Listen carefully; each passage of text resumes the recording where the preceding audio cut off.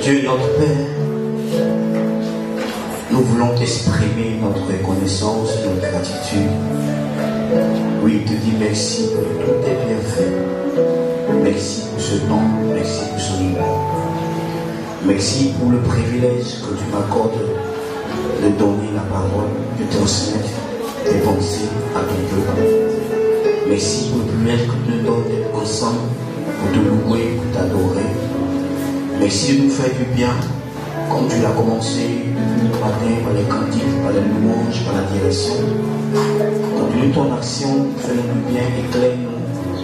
Et permets, notre Dieu, que le but soit atteint, celui de susciter en chacun le désir de grandir et aussi de tout faire pour pouvoir croître. Nous te prions d'exhorter, de motiver l'Église à ardemment chercher la croissance, la maturité spirituelle.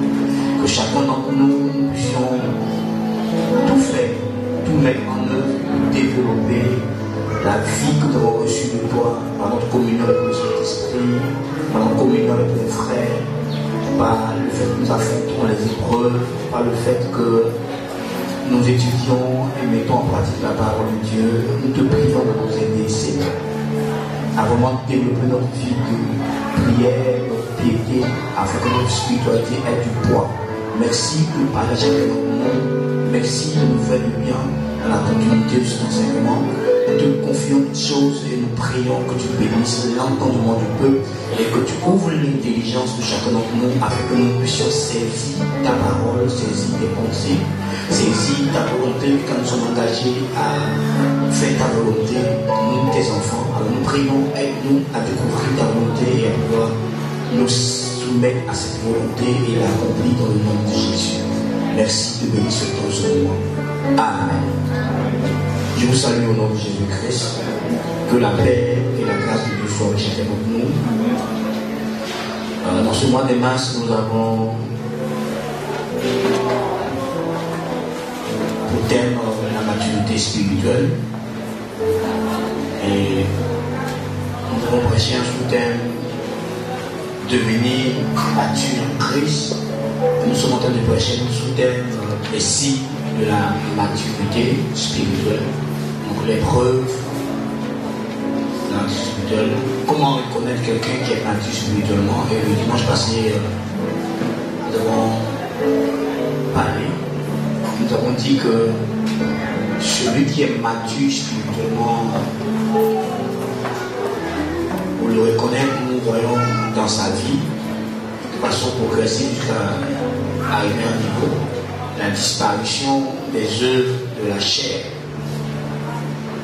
Donc quelqu'un qui est mature spirituellement, lui-même, se dépouille de son vieil homme et revêtit l'homme nouveau créé par Dieu.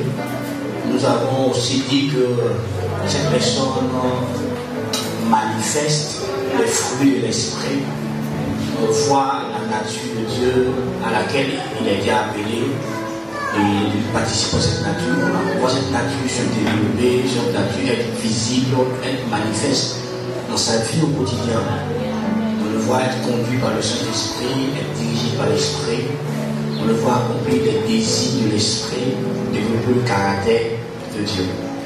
Nous avons aussi dit que la personne a la capacité de distinguer entre ce qui est de l'émotion et ce qui est de Dieu. Il est capable de faire la différence quand ce sont ses émotions qui sont en train de se manifester et quand c'est Dieu qui est en train de parler et de le conduire. Nous avons aussi dit que la personne a la capacité de discerner entre ce qui est bien et ce qui est mal, ce qui est bien aux yeux de Dieu et ce qui est mal aux yeux de Dieu. Parce que nous sommes dans une société où aujourd'hui des choses sont assez renversées au point où des choses contre nature sont acceptées, sont honorées. Des choses comme l'homosexualité, des choses comme la patouze, etc., etc.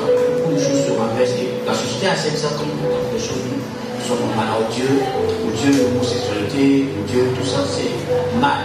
Nous aujourd'hui on dit c'est bien, les gens pratiquent ça. Donc, il faut que tu sois capable de discerner le bien et le mal.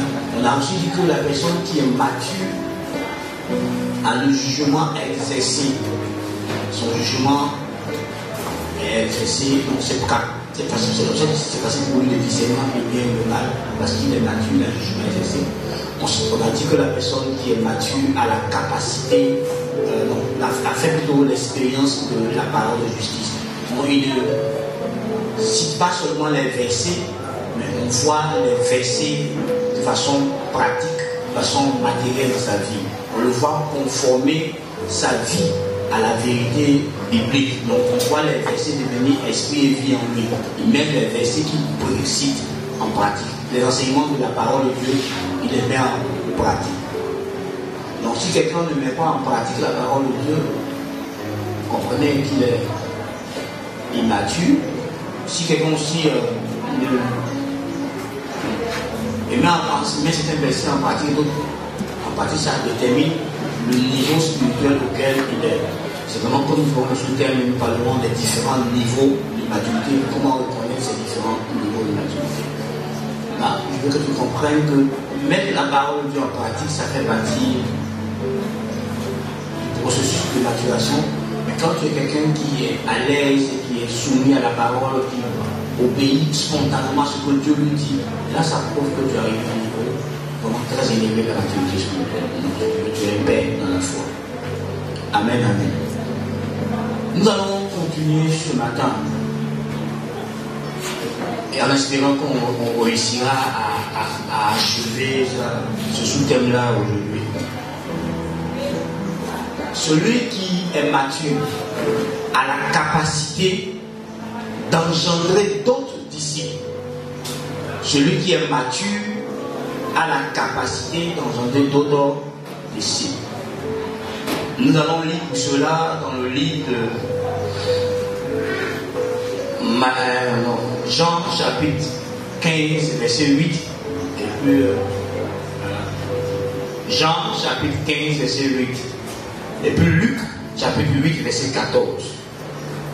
Celui qui est mature a la capacité d'engendrer d'autres disciples. Donc Dieu a la capacité d'engendrer d'autres personnes matures, d'autres personnes dans la foi. Il les évangélise et puis les aide à devenir des disciples accomplis. Oui. Nous lisons la parole de Dieu. Jean chapitre 15, verset 8.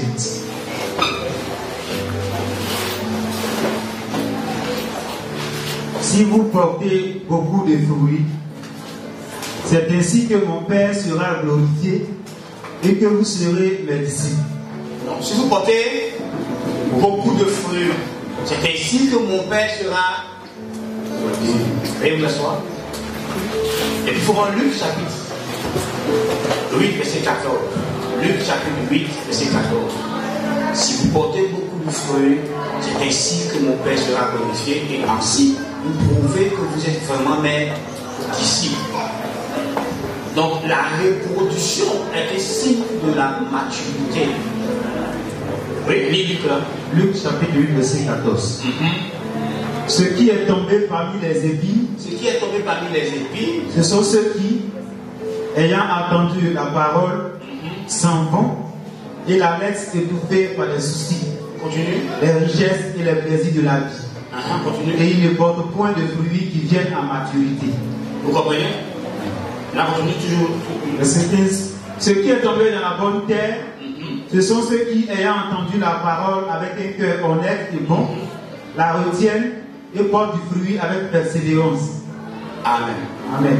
Vous voyez, dans Luc chapitre 8, verset 14, nous sommes en train de parler de la parabole du semeur, où le semeur sort et il sort et il sème la sémence. Et il y a 4 types de cœurs. Il y a 3 types de cœurs où la sémence ne porte pas de fruits. Le premier type de cœur, c'est le cœur où dès qu'il entend la parole de Dieu, dès qu'il oublie, le diable vient, il vole. Donc, le diable fait, dès qu'il entend la parole, dès que le diable enlève la parole sur l'esprit, il oublie. Le deuxième type de cœur, ce sont les personnes qui entendent la parole de Dieu, commencent à la comprendre, mais à cause d'une tentation, à cause d'une épreuve dans la vie, ils oublient. Le troisième type sont des personnes, donc on parle d'épis, sont des personnes qui entendent la parole de Dieu, la reçoivent en eux, mais la parole de Dieu ne porte pas de fruit en eux. Pourquoi? Parce que les soucis de la vie, la séduction de la richesse étouffent la parole de Dieu, tue la parole de Dieu en eux. Et le deuxième type de cœur sont les personnes qui entendent la parole de Dieu, la comprennent, la reçoivent honnêtement en eux et s'y soumettent. Et cette parole produit du fruit dans leur vie. Cette parole les transforme eux-mêmes. Cette parole les amène aussi à gagner d'autres personnes. Donc tu vois, quand tu entends la parole de Dieu, Dieu s'attend à ce que la parole de Dieu puisse porter du fruit en toi et ce fruit puisse aller jusqu'à la maturité. Et quand nous lisons la Bible dans le livre de Jean, chapitre 15, le verset 16, la Bible dit que ce n'est pas nous qui avons choisi Dieu, mais c'est Dieu qui nous a choisis afin que nous allions et que nous portons du fruit, que notre fruit soit un fruit durable. Donc Dieu s'attend à ce que chacun d'entre nous se reproduise, se multiplie. Et donc se multiplier, se reproduire est un signe de maturité. Tout comme dans la vie physique, la vie naturelle. Tu ne verras pas quelqu'un qui a 8 ans, une fille qui a 8 ans être engrossée et donner naissance à un enfant. Il faut qu'elle soit à un certain niveau de maturité pour qu'elle puisse porter une grossesse et donner naissance à un enfant. Même chez les végétaux, c'est pareil. Tu ne verras jamais un arbuste produire des fruits. C'est un arbre qui produit des fruits. Chez les animaux aussi, c'est pareil. Tu ne verras jamais un poussin. Tu ne verras jamais un lapéro. Tu ne verras jamais un lionceau. Tu ne verras jamais un agneau donner naissance. C'est toujours quand ils atteignent la maturité, quand il devient un bélier ou il devient une brebis, c'est là que le mouton peut donner naissance ou en se mettre pas ou engendrer des agneaux. Donc la reproduction est un signe de maturité. Et cette vérité est aussi pareille dans le monde spirituel. Si tu ne te reproduis pas, tu ne gagnes pas des âmes, tu n'es pas en train de développer des personnes, encadrer des personnes, tu n'es pas mature. Sur le plan spirituel, c'est un signe d'immaturité. Donc ne pas se reproduire est un signe d'immaturité. Celui qui est mature a la capacité de se reproduire, alors il engendre d'autres chrétiens, Donc nous savons tous que pour engendrer un chrétien, on commence par quoi? L'évangélisation. Donc vous voyez, si vous n'êtes pas en train d'évangéliser, ça montre que vous n'êtes plus des bébés spirituels. Parce que dit, je veux manifester la gloire de Dieu. L'une des manières de manifester la gloire de Dieu, c'est de gagner les âmes. Jean chapitre 8, dans Jean chapitre 15, verset 8 dit, si vous portez du fruit, vous manifestez la gloire de mon Père, et vous pouvez être vraiment mes disciples. Donc porter du fruit, ça nous permet de manifester la gloire de Dieu. Donc si tu ne portes pas du fruit, tu ne manifestes pas la gloire du Père. Non, moi je veux manifester la gloire de Dieu. Parce qu'on pense aux choses extraordinaires.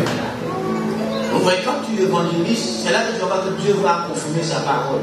Par des signes, par des miracles, par des guérisons. En tout cas, les miracles, les guérisons, les signes t'accompagnent, tu dois être engagé dans l'évangélisation.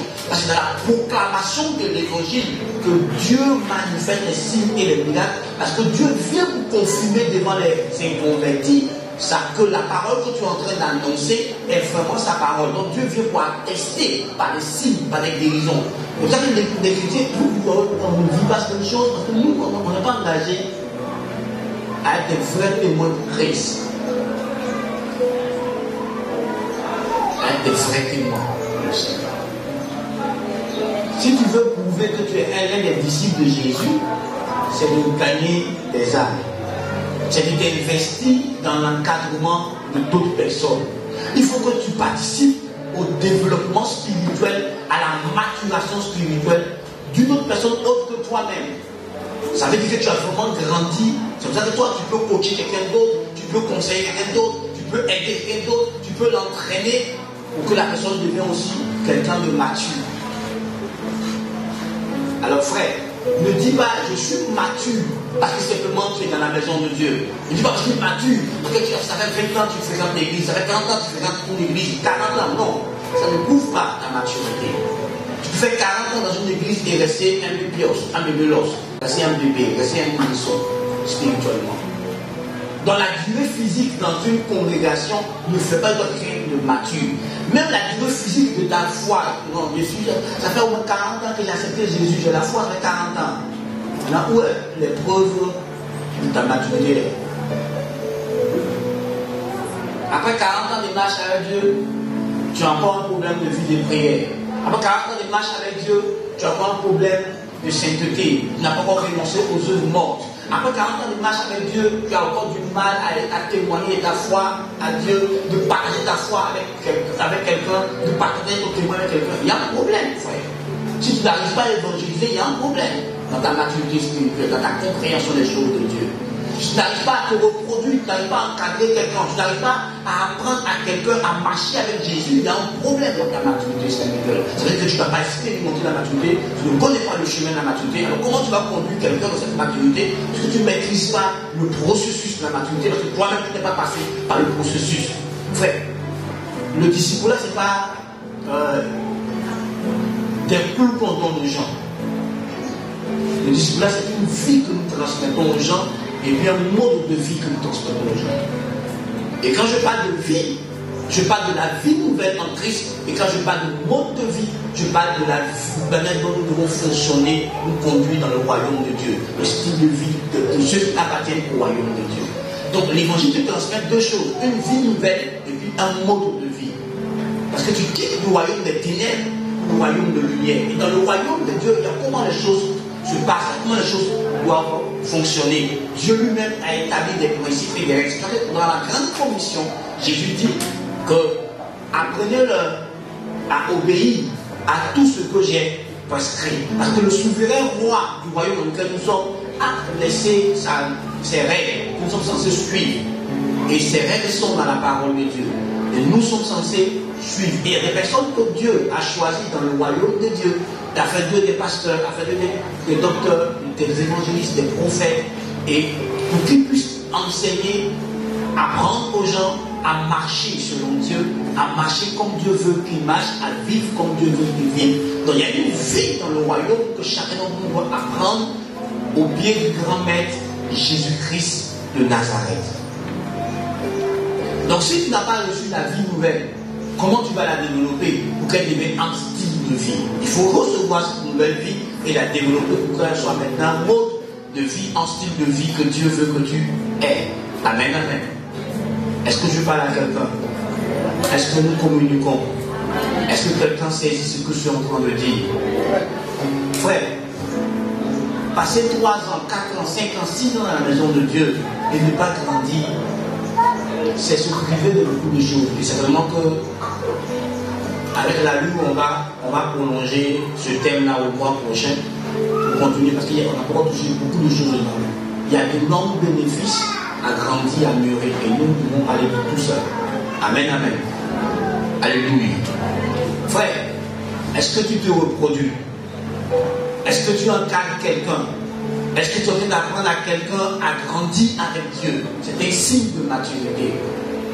Oui, ça veut dire que la maturité, tout comme dans le monde physique, on n'accepte pas quelqu'un qui a un âge de...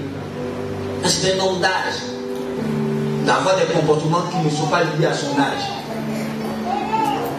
Quand tu vois un homme qui a 55 ans, et puis tu le vois en train de garder une petite fille de 15 ans, toute la société est irritée. Parce qu'on dit, mais comment il peut garder son enfant? On trouve même qu'il est irresponsable. C'est pareil dans la vie chrétienne. La maturité va aussi avec le sens de la responsabilité. Si tu es mature, c'est que tu es prêt à avoir des responsabilités que tu vas assumer convenablement. Et l'une de ces responsabilités, c'est ça. C'est suivre et encadrer les autres. C'est évangéliser les non atteints. C'est-à-dire ceux qui n'ont pas encore fait la paix avec Jésus, ceux qui ne sont pas encore réconciliés avec Jésus, ceux qui n'ont pas encore connu l'évangile, qui n'ont pas encore expérimenté l'évangile. La responsabilité que tu as, c'est de les évangéliser, c'est de leur annoncer la bonne nouvelle de Jésus-Christ, l'évangile. Amen, amen. Et la deuxième responsabilité que tu as quand tu es mature dans le fait de se reproduire, dans le fait de engendrer des disciples, c'est que tu dois suivre et encadrer des gens et les aider à grandir, les aider à croître avec le Seigneur. Bien aimé. Un autre signe, une autre preuve de la maturité, c'est que tout disciple accompli sera comme son maître. Luc chapitre 6, verset 40. Entends un petit peu Luc pour moi. Luc chapitre 6, verset 40. Tout disciple accompli sera comme son maître.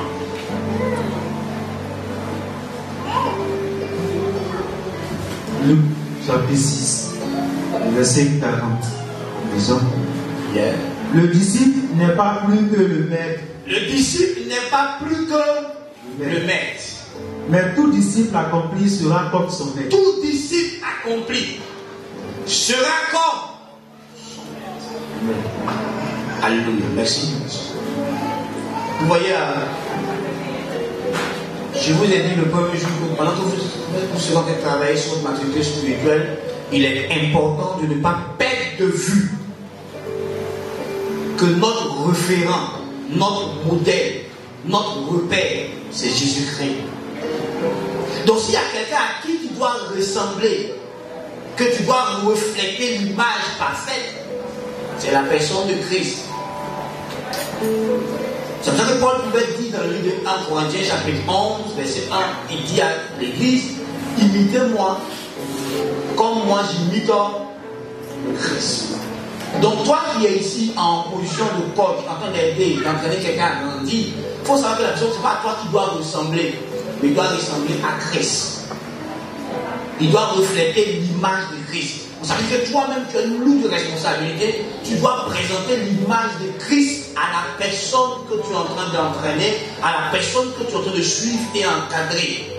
Que ton encadré doit voir en toi la personne de Christ et qui va imiter. Ce n'est pas toi qui dois imiter. On n'a pas besoin de faire quelqu'un à ton image. On dit de faire quelqu'un à l'image de Jésus-Christ. Donc en tant qu'encadreur, il faut savoir que ta responsabilité est de présenter à la personne les réactions, les comportements, la conduite de Christ en tout temps et en toutes circonstances. Comment Christ se comporte en temps de conflit? Comment Christ se comporte en temps de paix? Comment Christ se comporte envers les païens? Comment Christ se comporte envers ceux qui sont surpris dans un péché, qui sont en faute? Comment Christ reprend les gens qui sont en faute? Comment Christ discipline les gens, comment Christ manifeste de l'amour, comment Christ soutient les gens, comment Christ épaule les gens, comment Christ prie pour les autres. Tu dois apprendre à ton disciple ce que Christ fait. Vous savez que toi-même, on t'a appris ce que Christ fait. Donc toi aussi, pendant que tu es en train de faire de quelqu'un un disciple de Christ, toi aussi on te fait disciple. Donc tu as ton maître qui te fait disciple, ton maître a pour lui, ainsi de suite. C'est une chaîne qui doit être respectée. Et nous tous, nous devons ressembler à la fin à une seule personne. À qui devons-nous ressembler?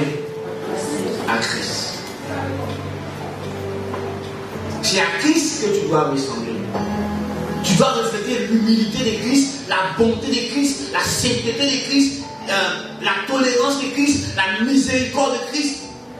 Tu dois refléter ça. La patience de Christ, la bonté de Christ, la justice de Christ. On doit, quand tu regardes, quelqu'un doit te confondre à Jésus-Christ. Quand quelqu'un vit avec toi, quand quelqu'un est avec toi, tu dois avoir l'impression que la personne qui vit, c'est le Seigneur Jésus, que tu es Jésus-Christ. Ton mari doit voir Christ en toi. Ta femme doit voir Christ en toi. Tes enfants doivent voir Christ en toi. Quand nous oublions ça, nous avons des réactions qui n'ont rien à voir avec les réactions de Christ. Dans n'importe quelle situation. On a des propos, on a des paroles qui n'ont rien à voir avec les paroles de Christ. Pourquoi? Parce qu'on oublie que l'image qu'on doit refléter, c'est l'image parfaite de Christ. La Bible est grandie jusqu'à la stature parfaite de Christ. Quand un païen te côtoie, il doit avoir l'impression qu'il vit avec Jésus, que c'est Jésus qui est en train de côtoyer. Est-ce que je comprends? Hein? Est-ce que je comprends? Il doit avoir cette impression. Les membres de ta famille qui ne connaissent pas Jésus-Christ, quand ils te voient toi au milieu d'eux, ils doivent avoir l'impression que le Seigneur est au milieu d'eux, que le Christ est au milieu d'eux. Et qui est ce Christ au milieu d'eux? C'est toi. C'est pour ça qu'on va passer un séminaire à la fin du mois pour nous aider à comprendre quelque chose. Qu'on doit vivre la réalité de celui que nous portons. On doit revêtir Christ. On doit refléter Christ au milieu des gens. Et l'un des signes de la maturité parfaite, c'est lorsque un païen te regarde et puis te confond à Christ. Vous voyez Jean-Baptiste, les gens ont demandé, es-tu le Christ? La manière de se comporter est totalement différente des autres. Donc, ils sont venus vers lui, attends, nous on attend quelqu'un de spécial devant toi. Est-ce que tu l'es? Il dit non, je ne suis pas le Christ, je suis juste son témoin. Je suis celui qui prépare son arrivée. Donc si on va tout confondre le témoin du Christ au Christ, donc ils ont vu Christ en eux. Donc si eux, les hommes comme nous, ont pu refléter Christ, Jean-Baptiste, c'est un homme comme toi et moi. Encore les Barnabas, ce sont des hommes comme toi et moi. Mais des autres hommes ont pu reconnaître le Christ en eux. C'est possible pour toi et moi aujourd'hui de représenter le Christ valablement partout où nous sommes. On est capable de montrer la glorieuse vie de Jésus au travers de notre manière de vivre au quotidien. Amen, amen. Tu sens qu'il a grandi spirituellement. Mais il doit travailler encore. Dans la catégorie. Travailler encore, c'est bien arrivé. On a travaillé encore, hein. On a travaillé encore, non? On va pouvoir arriver. Ok. L'autre signe, c'est que ceux qui sont matures, ils sont indulgents. Et ils ont de la considération pour les opinions et les niveaux spirituels des autres. Je répète. Ils sont donc l'indulgence et la considération des opinions et des niveaux spirituels des autres. L'indulgence et la considération des opinions et des niveaux spirituels des autres. Antoine, lis-moi Romains 14, 1, 3. Romains 14, 1, 3.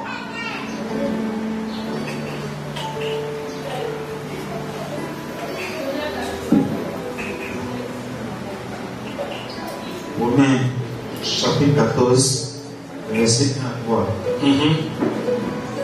Faites accueil à celui qui est faible dans la foi. Faites accueil à celui qui est faible dans la foi. Et ne discutez pas sur les opinions. Et ne discutez pas sur les Tel doit pouvoir manger de tout. Tel autre qui est faible ne mange que des légumes. Que celui qui mange ne méprise point celui qui ne mange pas. Et que celui qui ne mange pas ne juge point celui qui mange. Ah, Dieu l'a accueilli. C'est toi, merci. Est-ce que tu comprends, frère? On dit qu'il ne faut pas discuter les opinions. Il faut tolérer les autres. Pourquoi? À cause de leur niveau de maturité, chacun parle, chacun agit en fonction de son niveau de maturité. Donc si toi tu estimes que tu es mature spirituellement, tu es mûr, tu as parvenu à ce niveau de maturité, on le verra dans ta manière de traiter les autres. Quand les autres manifestent leur faiblesse spirituelle ou leur immaturité spirituelle, il y a le mature, il y a comment il réagit, il y a comment il est.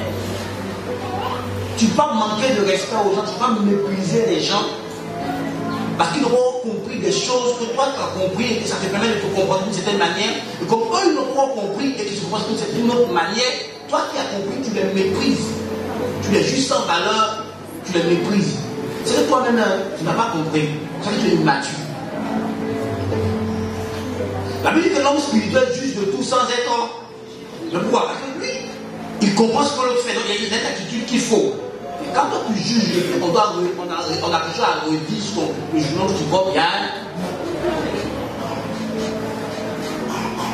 Frère, on est dans la même église. On est dans le même corps de Christ. Mais on n'a pas les mêmes niveaux de maturité. Donc on n'a pas les mêmes niveaux de compréhension des choses de Dieu. On n'a pas les mêmes niveaux de compréhension de la parole de Dieu. On n'a pas les mêmes niveaux de compréhension de la vie chrétienne. Donc la Bible nous appelle à nous tolérer. La bonne attitude, quand quelqu'un est à un niveau bas par rapport à toi, la bonne attitude que la Bible te donne, c'est de prier pour la personne, c'est de l'aider à grandir, c'est de l'aider à comprendre. Mais ce n'est pas de le juger, de le condamner. La Bible dit, de ne pas juger, de ne pas condamner. Est-ce que tu comprends ce matin? Les gens agissent comme ils agissent à cause de leur niveau de maturité spirituelle. Tu vois, comme toi, tu viens à toutes les réunions, quand tu les vois, tu les excuse-moi du thème, quoi. Mais tu les blesses, quoi. Tu leur parles mal, quoi. Non, tu dois l'amener à comprendre ce que tu as compris, qui fait que toutes les réunions de l'église, tu es présent. Comment toi, quelqu'un t'a aidé à comprendre que toi, aujourd'hui, tu n'es pas prêt à manquer un truc de soi, mais tu dois aider l'autre à comprendre. Et non le juger, et non le traiter des païens. Souvent, on est comme là, il n'est même pas converti. Attends, avant de voir ce pas. Quiconque accepte Jésus est converti. Là, il y a le processus de la maturation qui fait qu'on réagit différemment. Donc, il dit que, parce que quand Jésus parle à Pierre et dit, si tu es converti, reviens convertir les autres. Pour lui, dans d'autres versions, on parle de la version grecque. Il ne parle pas de donner son cœur à Jésus. Il parle de la maturation. Quand tu seras mûr, il faut aider les autres à mûrir. L'une des choses que j'ai dit, pour savoir que tu es mûr, c'est parce que tu t'es investi dans la vie des autres. Tu aides les autres à mûrir. Tu prends soin des autres. Est-ce qu'un bébé peut prendre soin d'un autre bébé? Non, c'est l'adulte qui prend soin. Donc si tu ne prends pas soin des autres, ça montre que tu n'es pas adulte, que tu n'es pas mature. Comment tu parles aux gens, frère? Écoute-moi. Quand tu veux parler à ton enfant de 8 ans, à ton enfant de 3 ans, tu cherches le vocabulaire convenant pour lui. Faut vrai. Faut vrai. Mais pourquoi dans la foi chrétienne, on cherche le vocabulaire spirituel convenant pour les bébés dans la foi? Frère, qu'est-ce qu'on fait dans notre vie naturelle? On a constamment les regards sur les enfants. Pourquoi on a les regards sur eux?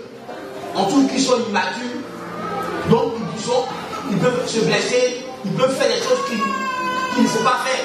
Donc tout le monde, en tant que parent, on fait quoi? On surveille constamment nos enfants. Pourquoi dans la foi, vous ne voulez pas que le père dans l'église passe son temps à se concentrer sur les bébés. Les bébés spirituels dans l'église ont bien plus besoin du pasteur que vous qui êtes adultes, que vous qui êtes amenés à ce niveau de maturité. La surveillance que j'établis sur un enfant de 3 ans n'est pas la même surveillance que j'établis sur un enfant de 18 ans. Je sais qu'ils sont tous enfants à mes yeux, mais à 18 ans, je me dis qu'il y a un certain nombre de choses que je lui ai communiquées, que je lui ai transmises, que l'autre n'a pas. Donc je ne les surveille pas de la même manière. Pourquoi dans l'église, nous ne voulons pas que les pasteurs prennent plus de temps avec les bébés qui ont plus besoin que vous à qui on a appris des choses et qu'on sait que vous pouvez nous défendre un peu? Ah, le bébé maintenant, sur le nouveau là, nous a abandonnés. Mais ils sont bébés. Ils ont besoin plus de l'attention du pasteur. Ils ont besoin de plus de soins pour qu'ils croissent, pour qu'ils grandissent. Ils sont nouveaux dans la vie chrétienne. Ils ne savent rien de la vie chrétienne. Donc ils ont besoin de quelqu'un qui a bien compris la vie chrétienne, que leur berger soit présent pour leur communiquer la vie chrétienne et qu'ils grandissent aussi. Mais les anciens du pasteur m'ont abandonné. Il est abandonné en quoi? Tu es battu.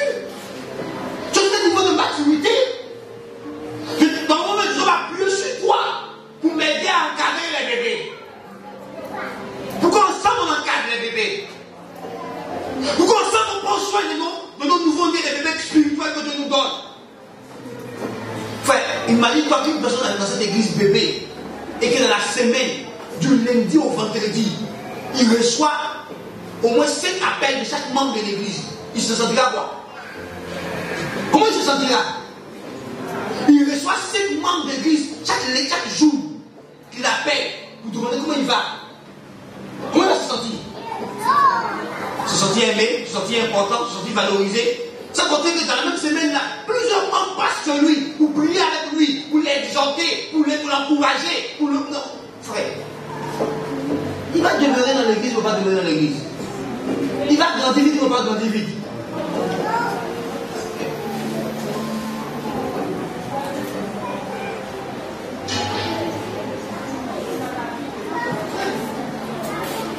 Quand le bébé se manifeste, nous autres, on trouve non, le pasteur il est fertile, le pasteur est trop léger, celui-là.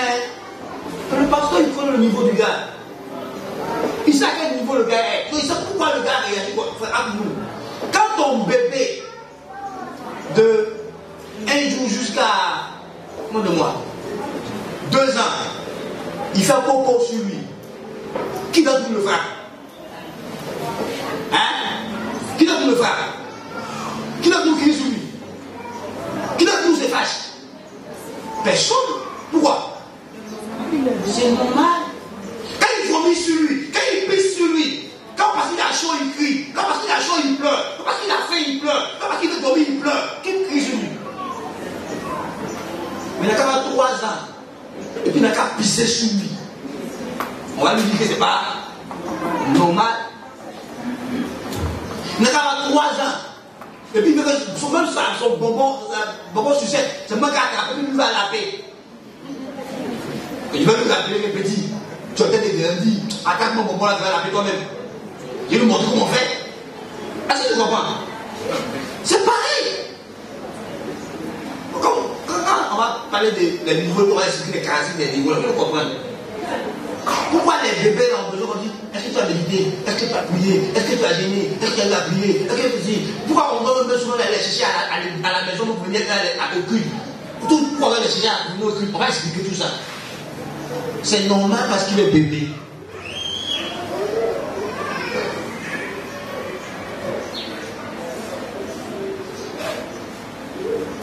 Souvent on donne un enfant, parce que tu as encore un enfant que tu raisonnes, on va te raisonner là. Parce que tu as un enfant que tu dis ça, on ne dit pas ça pour nous maman. On ne dit pas ça. Est-ce qu'on ne dit pas ça? Mais il y a des bébés qui disent parce qu'il y a des bébés qui disent ce qu'il dit là. Donc le pasteur sait que le gars il dit ça. Pourquoi il réagit comme ça? Parce qu'il est encore bébé. Moi, dans la tête du pasteur, c'est comment il va faire pour l'aider à grandir. Mais quand toi qui es grand, tu veux faire comme le bébé, on va faire quoi? Alors, on fait quoi? On corrige, non? Ah! C'est ça. Quand le pasteur, quand c'est nous là, il est dur, quand c'est nous autres, il est faible. Mais toi, tu es vieux de la foi. Pourquoi tu sois souple à toi? Ah, nous. Tu veux la chambre de ton fils de 25 ans. Tu arrive dans sa chambre, il a pissé sous son lit. Et puis il est couché dans l'urine et puis dans la lèvre. Toi-même qui es parent, tu as réagi comment? Hein? Dans le choc. Imaginez le choc de Dieu. Quand il s'est dit que celui-là, il a tel niveau, et puis tu as des réactions qui ne sont pas liées à ton niveau. Regarde le choc de Dieu. Oui, quand il étudiait la Bible,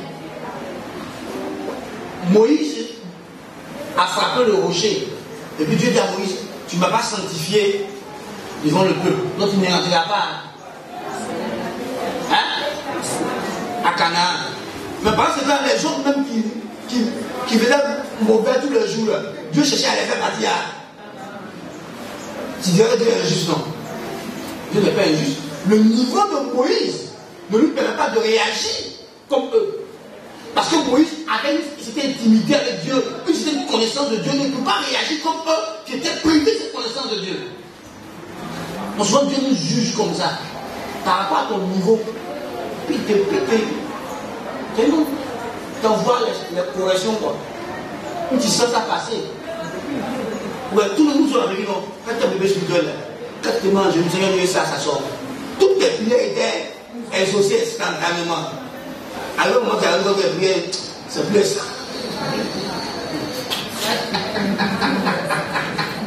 C'est plus instantané.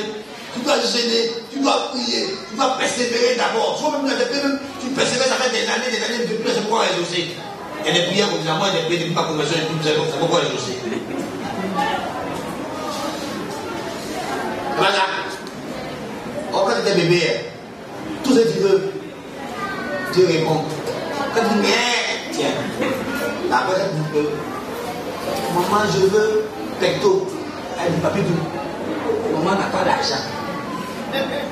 Papi, tout. Pas tout ce qu'on voit dans la vie, il faut à fois. Papi, tout. Alors, on dit, voilà. Elle dit, là.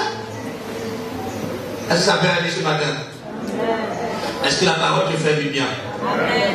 Donc tu vois, quand on est mature, on respecte l'opinion des autres, on tient compte de leur niveau spirituel, on ne s'adonne pas aux discussions inutiles et folles.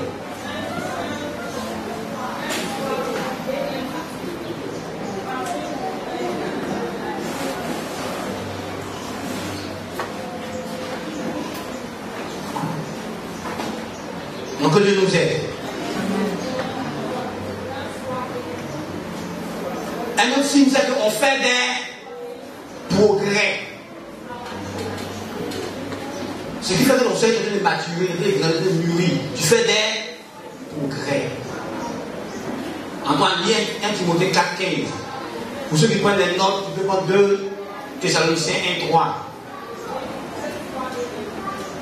Et puis 1 Corinthiens 15,58. 1 Timothée 4,15. 1 Timothée chapitre 4, verset 15. Occupe-toi de ces choses, donne-toi tout entier à elle, afin que tes progrès soient évidents pour tous. Bon, il faut remonter, là il faut comprendre. Remonte un peu. Là il faut verset 12. Verset 12. Oui, remonte. Que personne ne méprise ta jeunesse, mais sois un modèle pour les fidèles, en parole, en conduite, en charité, en foi, en pureté. Oui. Jusqu'à ce que je vienne, oui. Applique-toi à la lecture, à l'exhortation, à l'enseignement.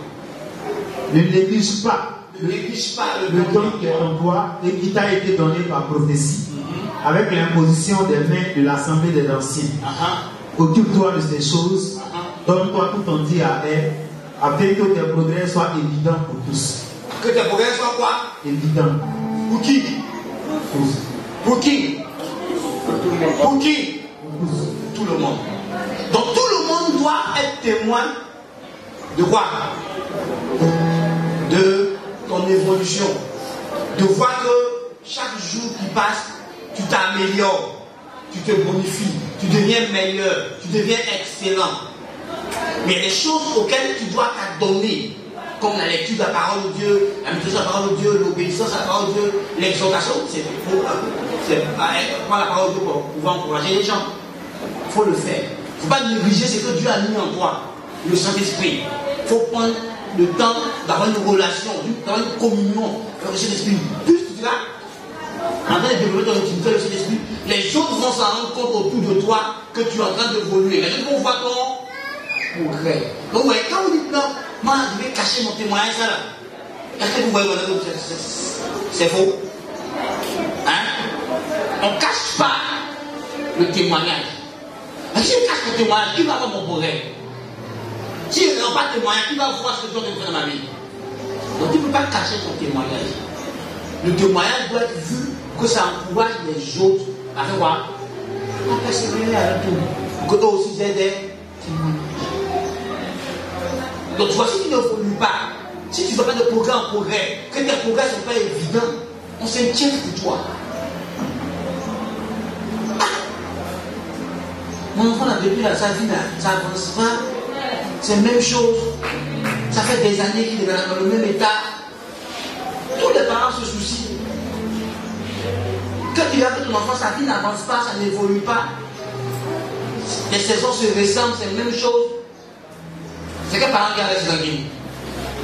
Les parents demandent à l'enfant, ils disent, donc, quand tu sors, personne ne te dit bonjour. Depuis là, tu n'as pas présenté quelqu'un à la maison ici. On va là. Attends, on va là. Ah, mon fils, depuis que tu travailles là, tu n'as pas promotion. Parce que tu n'es pas invité pour dire que oh, tu célèbres Dieu parce que tu es promu. Rien. Ah, quand tu travailles depuis là, dans le même poste, tous les parents s'inquiètent. Si ton enfant reste au CP pendant 3 ans, tu t'inquiètes sur son niveau intellectuel. Ah, c'est mes trop. Il fait CP 3 ans. Comment le papa dit, aïe. Qu'est-ce qu'il ne va pas? Qu'est-ce qu'on peut faire? Qu'est-ce qu'il ne va pas? Tu t'inquiètes. Donc, ouais, même Dieu, quand tu ne progresses pas, quand tu ne fais pas de progrès, c'est un souci pour Dieu. Mais la Bible dit que quand nous prenons du fruit, Dieu nous aimons, comporte encore plus fort. Donc, Dieu veut que tu progresses. Dieu veut qu'il y ait des progrès dans chaque domaine de ta vie. Des progrès qui montrent aux autres que Dieu est à l'œuvre de ta vie, que Dieu est en train de travailler dans ta vie, que Dieu est en train d'agir dans ta vie. Dieu veut que les autres s'en rendent compte de son action, de son œuvre dans ta vie et au travers de ta vie. Donc si tu te rends compte que je ne progresse pas, tu dois t'inquiéter. Tu ne dois pas dire ça va aller. Donc ouais, pourquoi Timothée puisse faire le progrès, Paul lui dit qu'il y a des choses qu'il doit auquel il doit s'adonner, auquel il doit s'occuper de tout son cœur. Donc le progrès ne viendra pas magique. Il y a des choses que tu dois faire pour que le progrès arrive dans ta vie. Il y a des choses que tu dois faire pour que les choses changent dans ta vie. Il y a des changements auxquels tu dois t'ouvrir pour que les choses arrivent. Tu dois accepter les changements. Il y a des choses que tu vas faire, des choses que tu vas abandonner, des choses que tu vas quitter, des choses que tu dois avoir pour que tu ailles de l'avant.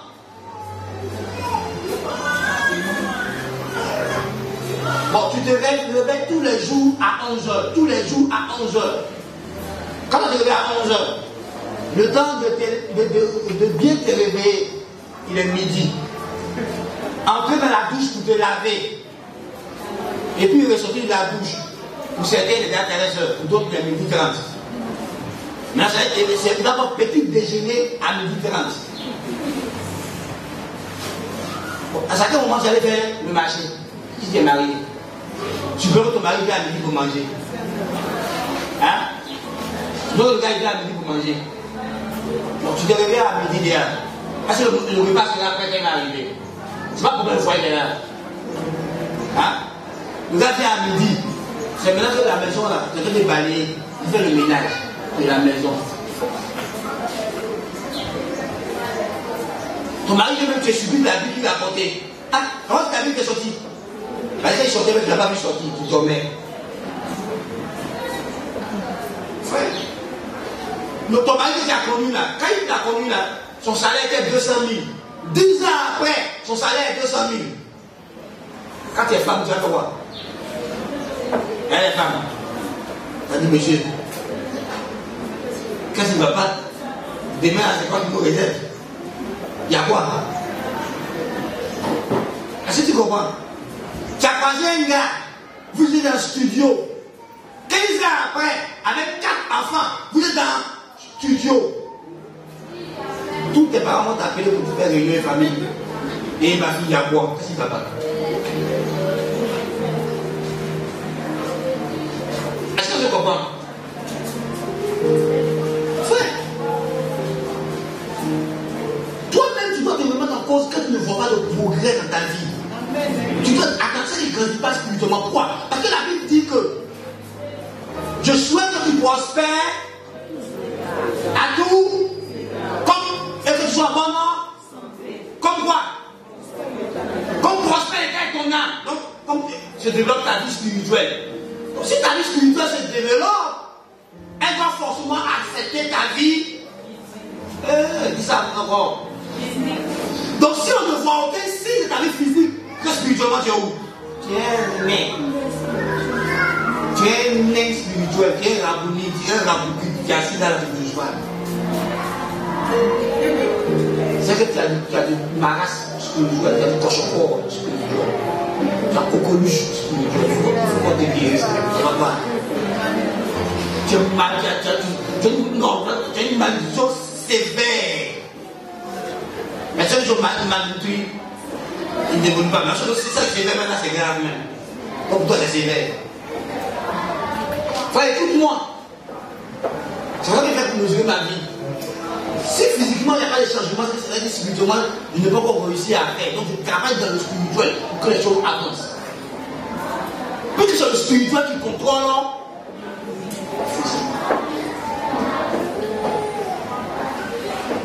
Frère, quand financièrement ça n'allait pas de contrôler, j'ai vu que je donnais peu. J'ai vu que je travaillais peu. Quand j'ai commencé à augmenter mon niveau de travail, mes efforts à fournir dans tout le domaine de ma vie et augmenter mon niveau de libéralité, j'ai vu des changements dans ma vie matérielle et financière.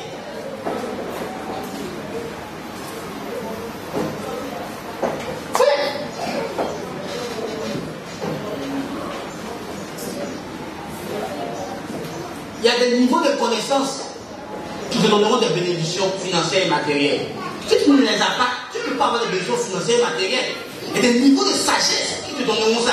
Il y a des niveaux de moralité qui te donneront ça. Donc si tu ne l'as pas, tu n'auras pas.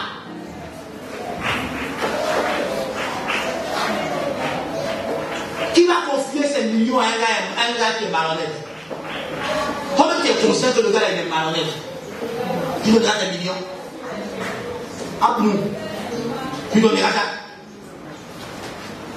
Tu es conscient que ce gars-là c'est paresseux. Tu le mettras à la tête de ton entreprise, richesse de l'entreprise. Hein? Frère, à nous. Tu es honnête. Qui confiera son enfant à un gars qui est reconnu comme étant un prédateur sexuel? Qui? D'abord, dans le milieu, tu sais que le gars qui déménage. Comment tu vas signer la police qui ne veut pas le contacter? Donc tu vois, ton niveau de moralité, ton niveau de connaissance, ça peut briser, ça peut te fermer des portes, ou ça peut t'ouvrir des portes. Donc ne joue pas avec ta moralité, ne joue pas avec ta spiritualité, ne joue pas avec. Oh my God. Là, j'avoue, hein. Bon, ma vie soit terminée l'enseignement, ça c'est sûr. Il faut que le dimanche prochain ait un thème. Ma vie soit en terminant l'enseignement. Il n'est pas emporté par les fausses doctrines. Il n'est pas emporté par les fausses doctrines. Antoine, lis rapidement Éphésiens 4, 12, 15. Fais vite. Mon gars, cool. Il n'est pas emporté par les forces. Eh bien, au moins.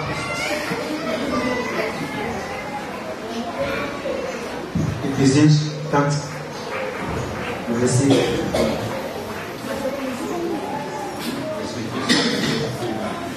4, 12 à 15. Vas-y, pour le perfectionnement des saints, en vue de l'œuvre du ministère et de l'édification du corps de l'Église. Jusqu'à ce que nous soyons tous parvenus à l'unité de la foi et de la connaissance du Fils de Dieu, à l'état d'homme fait, à la mesure de la stature parfaite de Christ. Afin que nous ne soyons plus des enfants. En fait, nous ne soyons plus quoi? Des enfants. Des enfants. Flottants. Et emportés à tout vent de doctrine. Donc, ces gens flottants et puis emportés, ce sont de quoi? Des enfants. C'est tout. C'est que ma position comme il gagne là. Mais que te reva.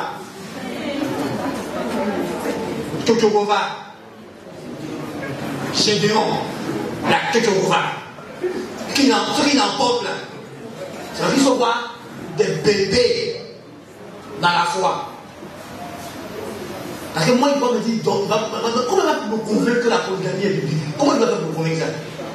J'ai eu démontré avec des versets à la pub que la polygamie est satanique.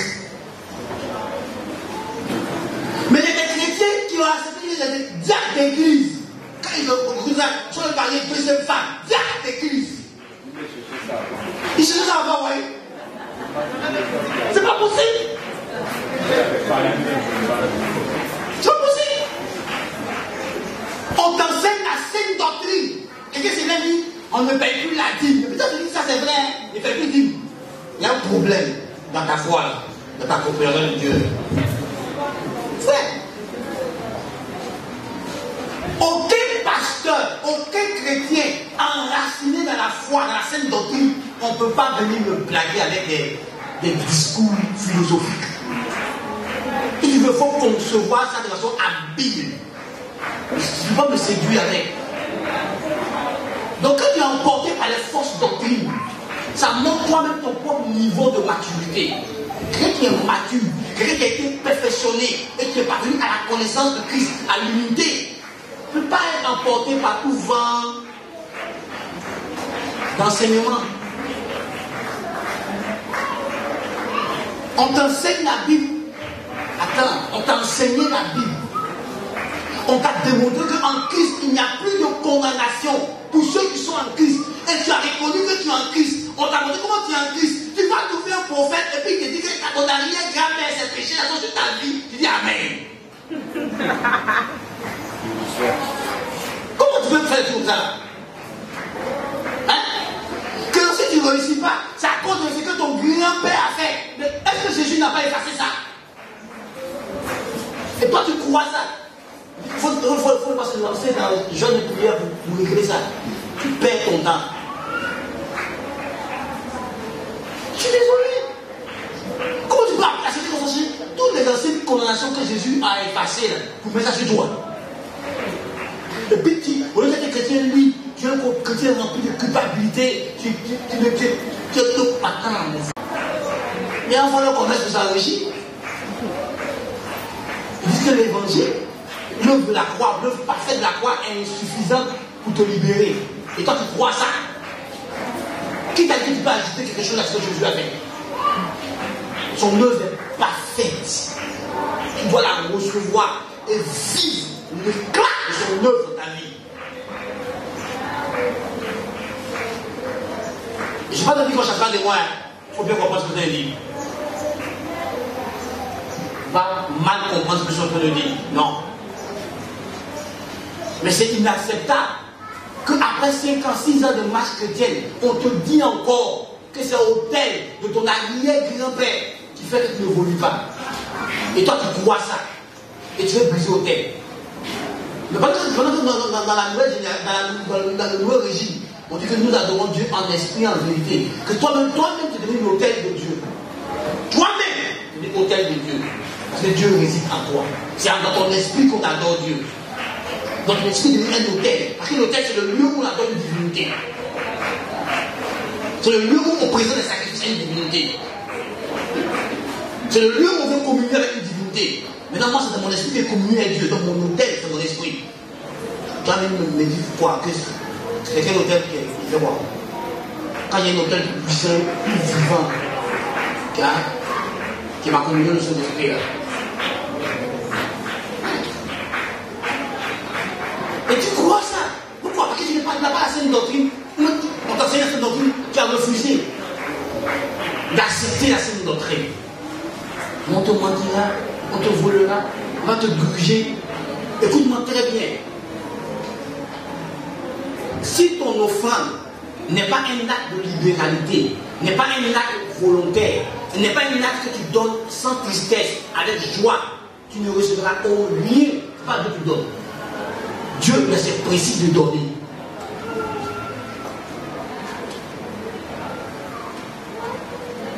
Donc quand tu attends, non, il faut que le pasteur monte à la chair et dit, bon, si tu fais une offrande spéciale, tu as une bénédiction spéciale, ne compte jamais sur moi. Parce que dans ma Bible, la Bible dit, s'il te contraint à donner, tu ne recevras rien.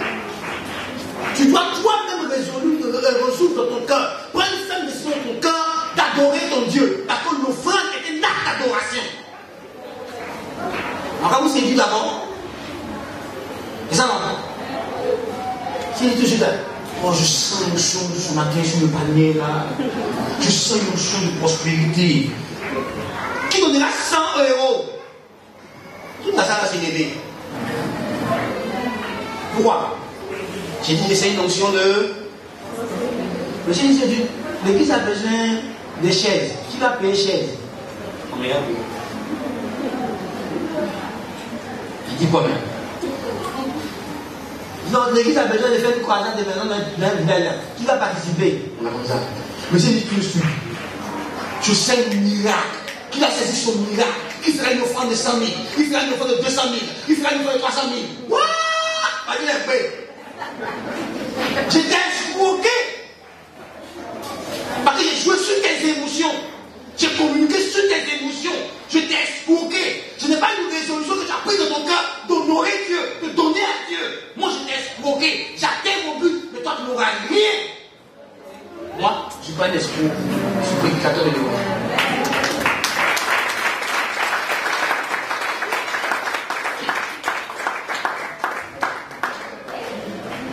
Si toi-même tu ne peux pas venir adorer ton Dieu toi-même, tu ne peux pas faire.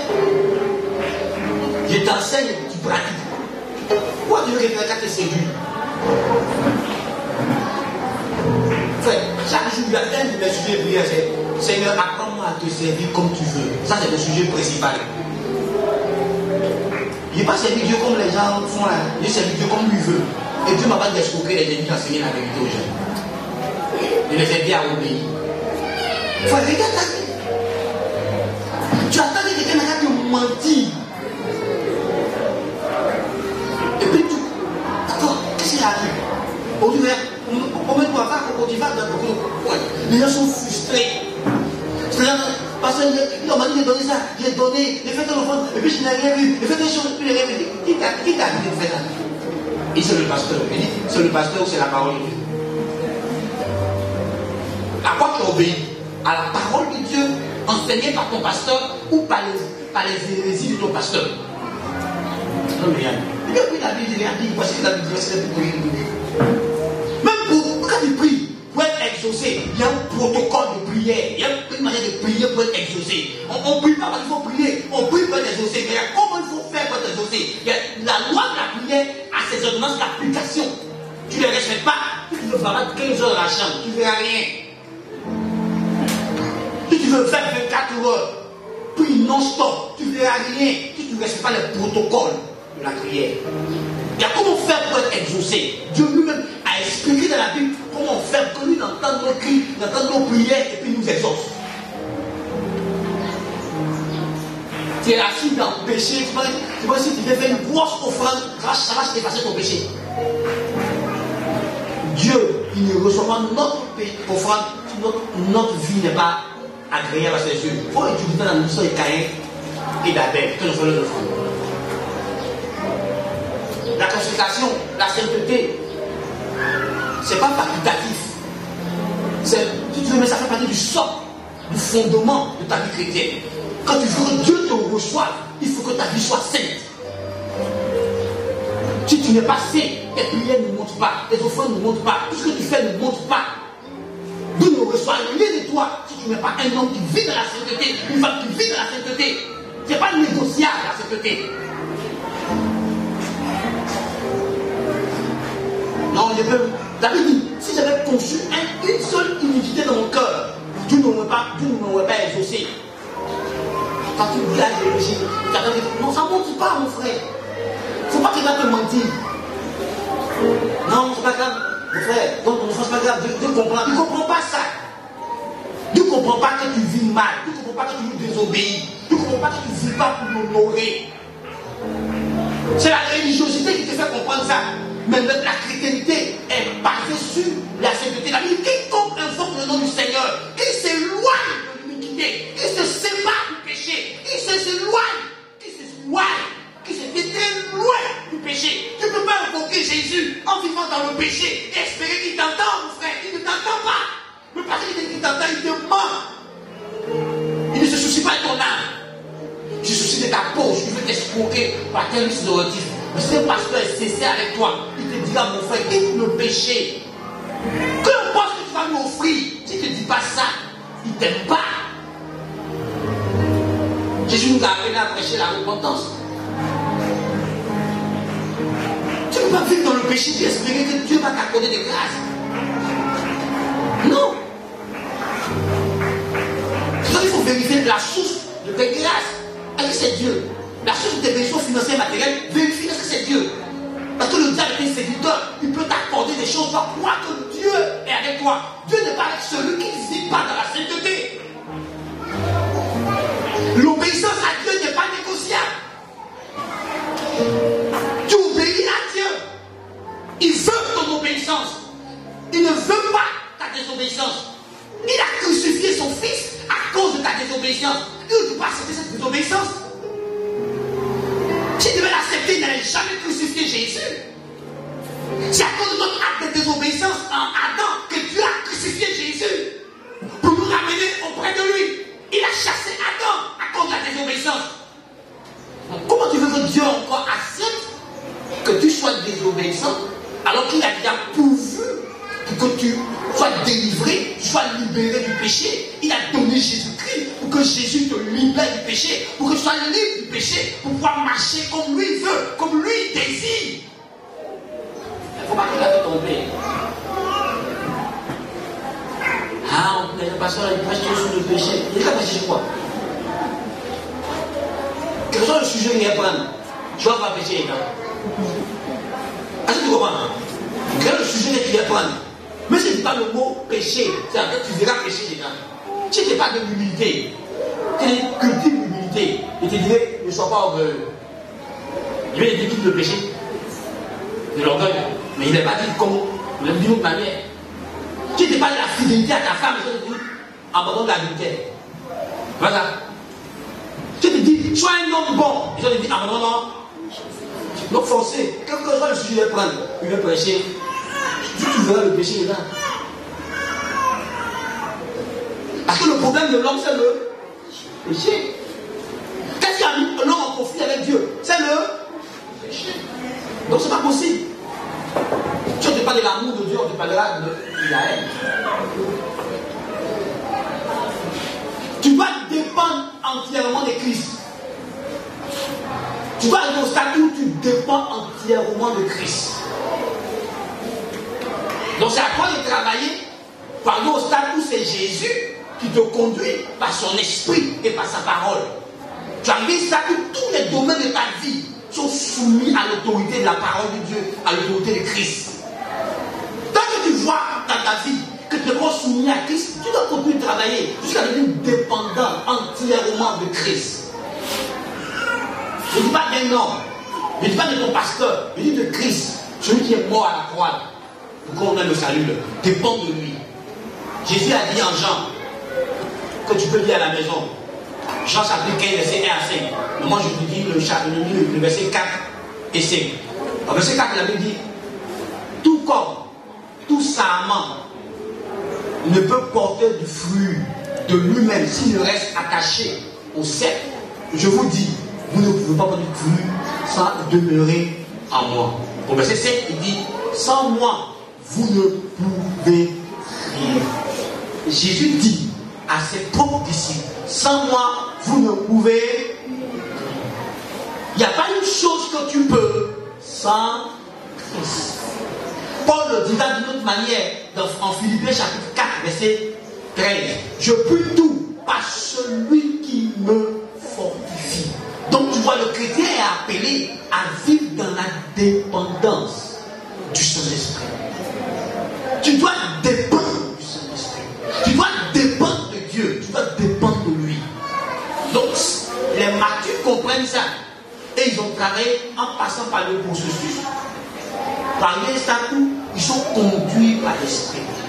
La Bible dit en Romains chapitre 8, verset 14, que les fils de Dieu sont conduits par l'Esprit. La version grecque dit le huios. Les huios, ce sont les fils parmi un certain niveau de maturité, qui sont matures, qui peuvent dignement représenter leur Père. Ceux-là, ils sont conduits, ils sont dirigés, ils sont menés, ils sont guidés par le Saint-Esprit. Donc si tu n'arrives pas au stade où, comme Jésus, tu as renoncé à toute ta volonté pour la volonté du Père, tu as encore du travail à faire chez toi. Tu dois devenir dépendant de Dieu si tu veux faire de l'addiction pour Dieu. Frère, ça nous t'a rendu compte que sans Dieu, tu ne peux rien. Sans Dieu, tu n'es rien. Sans Dieu, tu n'as aucune capacité. Que toute ta capacité, c'est Dieu. Que la source de ta vie, c'est Dieu.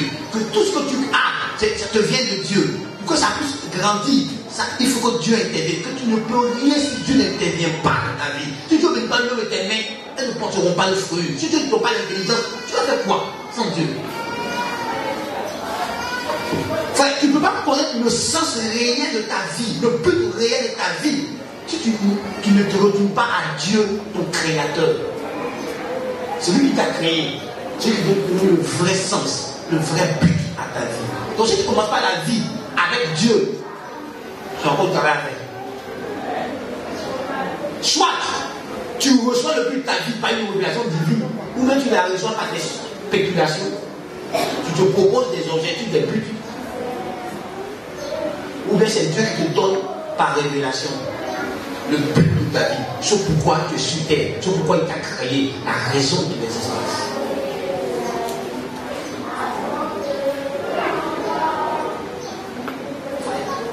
Est-ce que tu es dépendant de Dieu?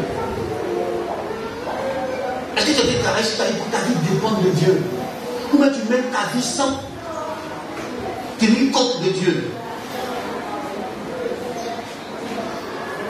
Encore une fois, prends Proverbe chapitre 3.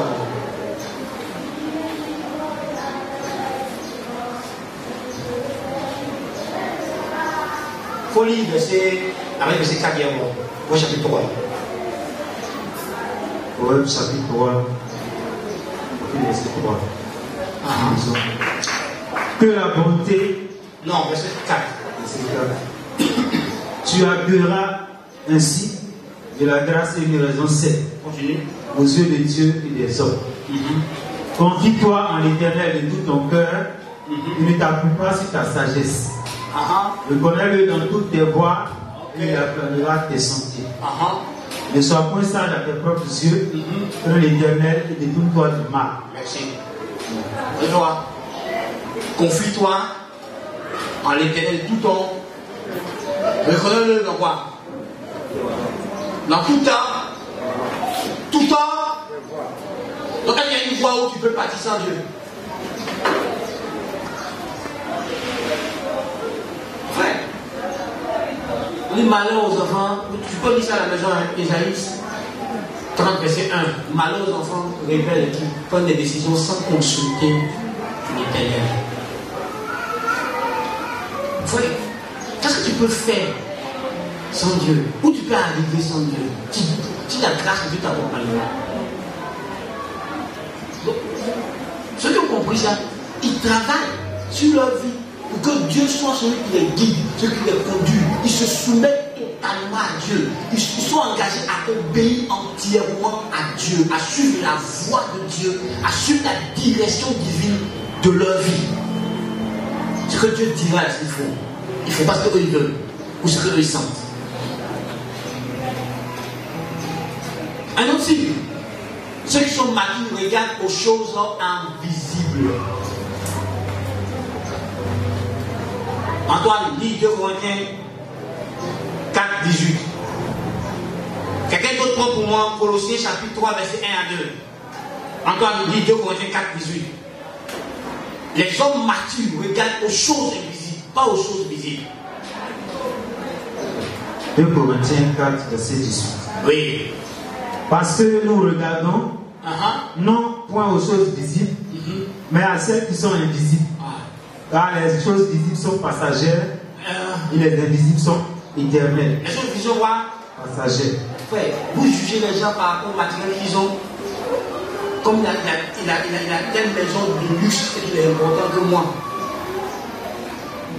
Mais est-ce que vous savez que tous ceux qui sont riches dans le monde sans Jésus-Christ ne seront plus importants que vous?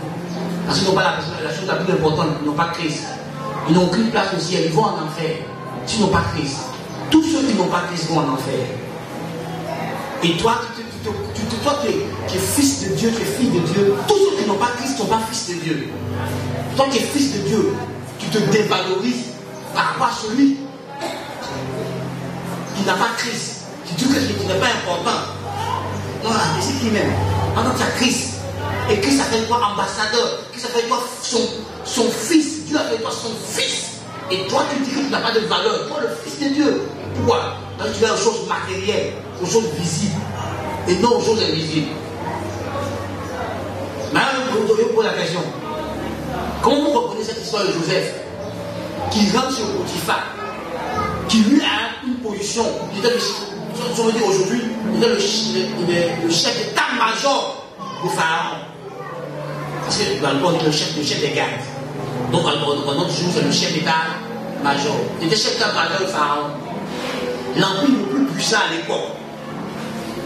Il avait des biens, il avait beaucoup d'esclaves. Mais la Bible dit que Dieu bénit Pharaon. Non. Comment ça s'appelle? Potiphar. À cause. Joseph n'avait ni or, ni argent. Il n'avait pas d'habit luxueux. Il avait un habit d'esclave. Mais Dieu bénissait la maison de Potiphar et le champ de Potiphar à cause de Joseph. Tout ce qu'il fait prospérait parce que Dieu était avec lui. Potiphar lui-même a reconnu que si les larmes étaient parties, c'est à cause de Joseph. Toi, tu es comme Joseph aujourd'hui. Dieu est avec toi. Garde même, Dieu vit en toi. Tu transportes Dieu, tu portes Dieu en toi. Et c'est toi qui regardes les gens qui n'ont pas Dieu et puis tu te méprises. Au lieu de regarder aux choses invisibles qui sont en toi. Et de regarder au dépôt que Dieu a mis en toi, à la grande sagesse, à la grande intelligence que tu as, parce que par ta communion avec le Saint-Esprit, tu as accès à la sagesse de Dieu, tu as accès à l'intelligence de Dieu, tu as accès à la vie de Dieu, que tu peux faire des choses extraordinaires. La Bible même dit dans le psaume 60, verset 14, qu'avec l'Éternel, nous ferons des exploits. Si tu regardais à Dieu, tu feras des exploits. Si tu regardais la vie à partir de Dieu, tu comprendras que rien ne peut t'arrêter. Que le mot impossible n'existe pas pour toi. Si tu comprenais que la tempête dans ta vie, tu peux la calmer. Parce que le Christ dort en toi. Le Christ est en toi, il habite en toi. Et que par ta communion avec le Christ, tu peux maîtriser la vie, tu peux soumettre la vie. Parce que le maître de la vie, le maître des circonstances, le maître des temps est ton Dieu, est ton Père. Tu as une communion avec lui, il vit en toi. Qu'est-ce que tu vas dompter dans la vie? Quand tu regardes aux choses invisibles, quand tu regardes aux choses visibles, ça tu vis de la défaite. Parce que tu ne regardes pas en toi. Qu'est-ce qu'on fait? Quand on a un problème, on court aux autres, on cherche la solution en dehors. Mais celui qui s'appelle la solution, il est en nous. Tu l'as en toi. Tu as Christ en toi. Celui qui a vaincu Satan, celui qui a vaincu le monde, celui qui a vaincu le péché, il est en toi. Tu as le privilège de le porter en toi. Tu as le privilège de la voir en toi. Tu as le privilège de lui parler. Tu as le privilège de l'entendre te parler. Tu as le privilège de ta communion avec lui. Tu as le privilège d'avoir fait la paix avec Jésus-Christ. Il vit en toi. Le Dieu puissant, le Dieu tout-puissant, le Dieu qui a tout créé. Jésus-Christ vit en toi. Il vit en toi. Mais tu ne regardes pas aux choses invisibles. Tu ne regardes qu'aux choses visibles. Moïse est arrivé devant la mer. Oui, la mer est fermée. Il n'y a pas de boue. Mais Moïse n'a pas considéré la mer. Moïse a considéré Dieu. Et quand Dieu a dit Moïse, lève la mer. Dans la mer s'est fendue.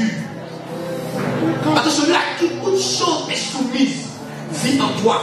L'autorité suprême, Jésus, vit en toi. Celui qui en prononce son nom, toutes choses se prosternent et tout le monde confesse qu'il est Seigneur dans les cieux, sur la terre, même sous la terre, il vit en toi. Tu portes Jésus-Christ en toi. Tu portes le glorieux Jésus, le maître de la terre, le créateur de toutes choses en toi. Mais comme tu ne regardes pas Jésus-Christ, comme tu n'as pas fixé sur Jésus-Christ, quand tu vis une vie de perdant, tu ne peux pas avoir celui qui domine toutes choses en toi et ne pas partager son règne. Tu ne peux pas le porter en toi et ne pas être honoré. Parce que si tu le laisses vivre en toi, l'honneur qu'il a, il sera donné. Parce qu'il partagera sa gloire avec toi. Il partagera son honneur avec toi. Comme l'âne qui portait Jésus, on l'honorait parce qu'il portait Jésus. Ce jour-là, c'était un âne spécial. Parce que le roi des rois était assis sur lui. Toi, tu portes le roi des rois en toi. Tu portes celui qui tous les seigneurs jettent leur couronne. Le Seigneur des seigneurs est en toi. Tu portes Jésus-Christ. Est-ce que tu as découvert ce que tu as en toi? Est-ce que tu as découvert la personne que tu portes en toi? Est-ce que tu as découvert la valeur de celui que tu transportes? Jésus de Nazareth. Tu as la présence de Dieu. Toute la plénitude de la divinité habite en lui. Et Jésus-Christ est venu habiter en toi par son esprit. Si tu regardes en toi, frère, tu comprendras que Dieu a fait de toi le maître de la vie. Parce qu'il a dit, tout pouvoir m'a été donné dans les cieux, sur la terre. Il a remis le pouvoir à l'église que nous sommes. Frère, Jésus-Christ te donne le pouvoir des cieux sur la terre. Si tu la manifestes, la terre reconnaîtra son pouvoir. La création reconnaîtra le pouvoir qui est en toi. Parce que la création sait que tu es le Fils de Dieu. La création sait que tu es enfant de Dieu. Le diable sait que tu es enfant de Dieu. Parce qu'il voit le Saint-Esprit en toi, qui est la marque des enfants de Dieu. Le diable sait que tu appartiens au royaume de Dieu. C'est toi qui ne sais pas que tu appartiens à la famille de Dieu. Et tu laisses le diable te mentir. Alors que tu es le Fils de Dieu. Dieu compte sur toi pour manifester son règne, pour démontrer sa grandeur, pour démontrer son règne à l'humanité. Alléluia, accompagne ceux qui ont cru. Quand Jésus était sur la terre, il parle au vent, l'obéit. Il parle à la tempête l'obéit. Il parle à la mort l'obéit. Il parle à la maladie l'obéit. Il parle à l'infinité l'obéit. Il parle au ciel l'obéit. Il parle à la terre l'obéit. Tu portes Jésus-Christ en toi. Tu le portes en toi. Et tu regardes aux choses visibles. Les sorciers de ma famille m'empêchent d'avancer. Tu es Jésus. Qu'est-ce qu'un sorcier peut faire devant Jésus-Christ? Même le diable se soumet à Jésus-Christ. C'est un sorcier qui se soumet au travail à Jésus-Christ. Il n'y a rien qui n'a pas été soumis. Toutes choses sont soumises à Christ. Et tu portes Jésus-Christ en toi. Tu l'as en toi. Il vit avec toi. Il te parle. Tu refuses de lui faire confiance pour lui obéir. Pour que lui accomplisse ce qu'il veut accomplir. Tu regardes aux choses visibles. Un enfant de Dieu ne regarde pas aux choses visibles. Il regarde aux choses invisibles. Et puis il manifeste les choses invisibles dans le visible. Tu n'es plus un être naturel, tu es un être surnaturel. Tu es un esprit dans un corps. Tu es un homme spirituel. Tu as la capacité de prendre le pouvoir surnaturel de Dieu et le manifester dans le naturel. Jésus a pris 2 pains et 5 poissons et a nourri plus de 4000 hommes, a nourri plus de 7000 hommes. Ce Jésus-Christ, il est en toi. Il a promis que si tu crois en lui, tu feras ce qu'il a fait, mais tu feras même de plus grand, parce qu'il est retourné à sa position initiale. Quand il était dans le corps humain, il était un peu limité. Mais maintenant, il est dans toute sa divinité, dans toute sa plénitude. Et il vit en toi, dans toute sa divinité, dans toute sa plénitude de Dieu. Frère, tu as un problème. Tu ne comprends pas ce que Jésus dit. Tes yeux sont fixés sur les choses matérielles et non les choses invisibles. Dieu t'a établi dans une réalité invisible, une réalité glorieuse, une réalité où jamais tu seras vaincu. Papa la Bible dit que nous sommes plus que vainqueurs par celui qui nous a aimés. Celui qui t'a aimé vit en toi. Tu peux devenir plus que vainqueur parce qu'il a rendu possible pour toi. Tu es devenu invincible. Par Christ, tu peux vaincre toutes choses. Tu peux vaincre le diable. Tu peux vaincre le péché. Tu peux vaincre le monde. Par Christ qui vit en toi, tu peux soumettre ton monde. Tu peux vaincre ton monde. Par Christ qui vit en toi. Est-ce que tu regardes le Christ qui vit en toi? Non, je ne peux pas enfanter. Qui t'a dit que tu ne peux pas enfanter? Regarde le Christ qui est en toi. Il reparera tout ce qui ne va pas en toi. Il te donnera d'être père, d'être mère, autant que tu le désiras par la foi en lui. Qui t'a dit ça? Tu ne peux pas travailler, tu ne peux pas ceci, tu ne peux pas ça. Qui t'a dit? La société m'empêche de me marier. Qui t'a dit que les sociétés peuvent t'empêcher de te marier devant Jésus? Tu as Jésus. Tu prenais ton temps pour contempler le Dieu que tu portes en toi. Tu prenais ton temps pour admirer ce Dieu, pour réfléchir, pour méditer sur la personne que tu as acceptée en toi, sur la personne que tu as invitée à venir vivre en toi, sur la personne que tu as demandé, viens vivre en moi. Qui est ce Jésus? Qui est cet homme? Qui il est, frère? As-tu découvert qui est Jésus-Christ? As-tu la révélation de qui est Jésus-Christ? De celui que tu portes en toi, frère. Quand tu as Jésus-Christ, tu ne pleures plus, frère. Tu pleures de joie, tu ne pleures pas de tristesse. Tu ne manques pas de consolation. Tu ne manques de rien. Parce que tout ce dont tu as besoin, l'Éternel, ton Dieu en toi, Jésus-Christ va pouvoir à tes besoins. Tu as Jésus-Christ et tu pleures. Tu as Jésus-Christ et tu marches à tête blessée. Tu as Jésus-Christ et tu es découragé. Tu as Jésus-Christ et tu es démotivé. Tu as Jésus-Christ et tu es triste. Frère, tu ne sais pas ce que tu as, frère. Tu as Jésus-Christ. Est-ce que tu comprends ce que je dis? Tu es le propriétaire de toutes choses. Le maître de la vie. Le créateur de la vie. Celui qui a fait l'existence et qui n'existe pas. Tu as Jésus-Christ en toi. Celui qui a créé ce monde. Et tu t'amuses avec ta vie, frère. Tu as Jésus. Oui, tu as Jésus-Christ en toi. Il a fait de toi son temps. Il vit en toi. La création le reconnaît. Même le diable sait que tu as Jésus-Christ en toi. Parce qu'il voit le Saint-Esprit qui est la marque de ce qui appartient à Jésus. Mais regarde, tu regardes aux choses naturelles et non aux choses invisibles. Tu ne vis pas dans ta réalité invisible, dans ta réalité spirituelle. Tu es une femme, un homme à qui on ne peut pas résister. Mais tu permets aux sorciers de te résister. Tu permets aux démons de te résister. Tu permets au péché de te résister. Parce que tu négliges ta communion avec Jésus-Christ. Tu négliges ton intimité avec Jésus-Christ. Tu négliges ta vie avec Christ. Tu ne contemples pas Jésus. Tu ne regardes pas à Jésus, frère. Quand Pierre regardait à Jésus, il marchait sur l'eau. Quand il a cessé de regarder à Jésus, il a commencé à s'enfoncer.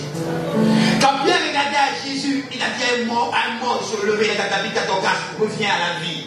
Frère, quand tu regardes à Jésus, quand tu demeures ta relation avec Jésus, les habilités de Jésus-Christ, les capacités de Jésus-Christ, ce que Jésus peut faire, il te transmet ça. Et en son nom, tu peux le faire. Parce qu'il a dit, allez purifier les malades, guérissez les morts. Pourquoi? Parce qu'il vit en toi, parce qu'il est en communion avec toi, parce qu'il t'a transmis son pouvoir, il t'a transmis sa puissance surnaturelle, il t'a transmis son autorité. Et tu as le droit d'utiliser le nom de Jésus pour guérir les malades, le nom de Jésus pour opérer les miracles, le nom de Jésus pour chasser Satan et ses démons. Tu as le droit de l'opérer parce que tu es le fils de Dieu, parce que tu es la fille de Dieu.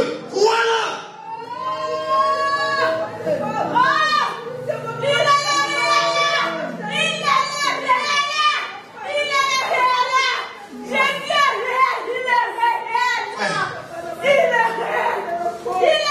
Arrête de regarder à ta vie physique. Il y a une réalité spirituelle. Une réalité spirituelle dans laquelle Dieu t'a établi. Dieu t'a établi dans une réalité spirituelle que tu dois comprendre et commencer à opérer dans cette réalité spirituelle. À partir de ta réalité spirituelle. Pas ta réalité physique, mais ta réalité spirituelle. Et ta réalité spirituelle changera ta réalité physique.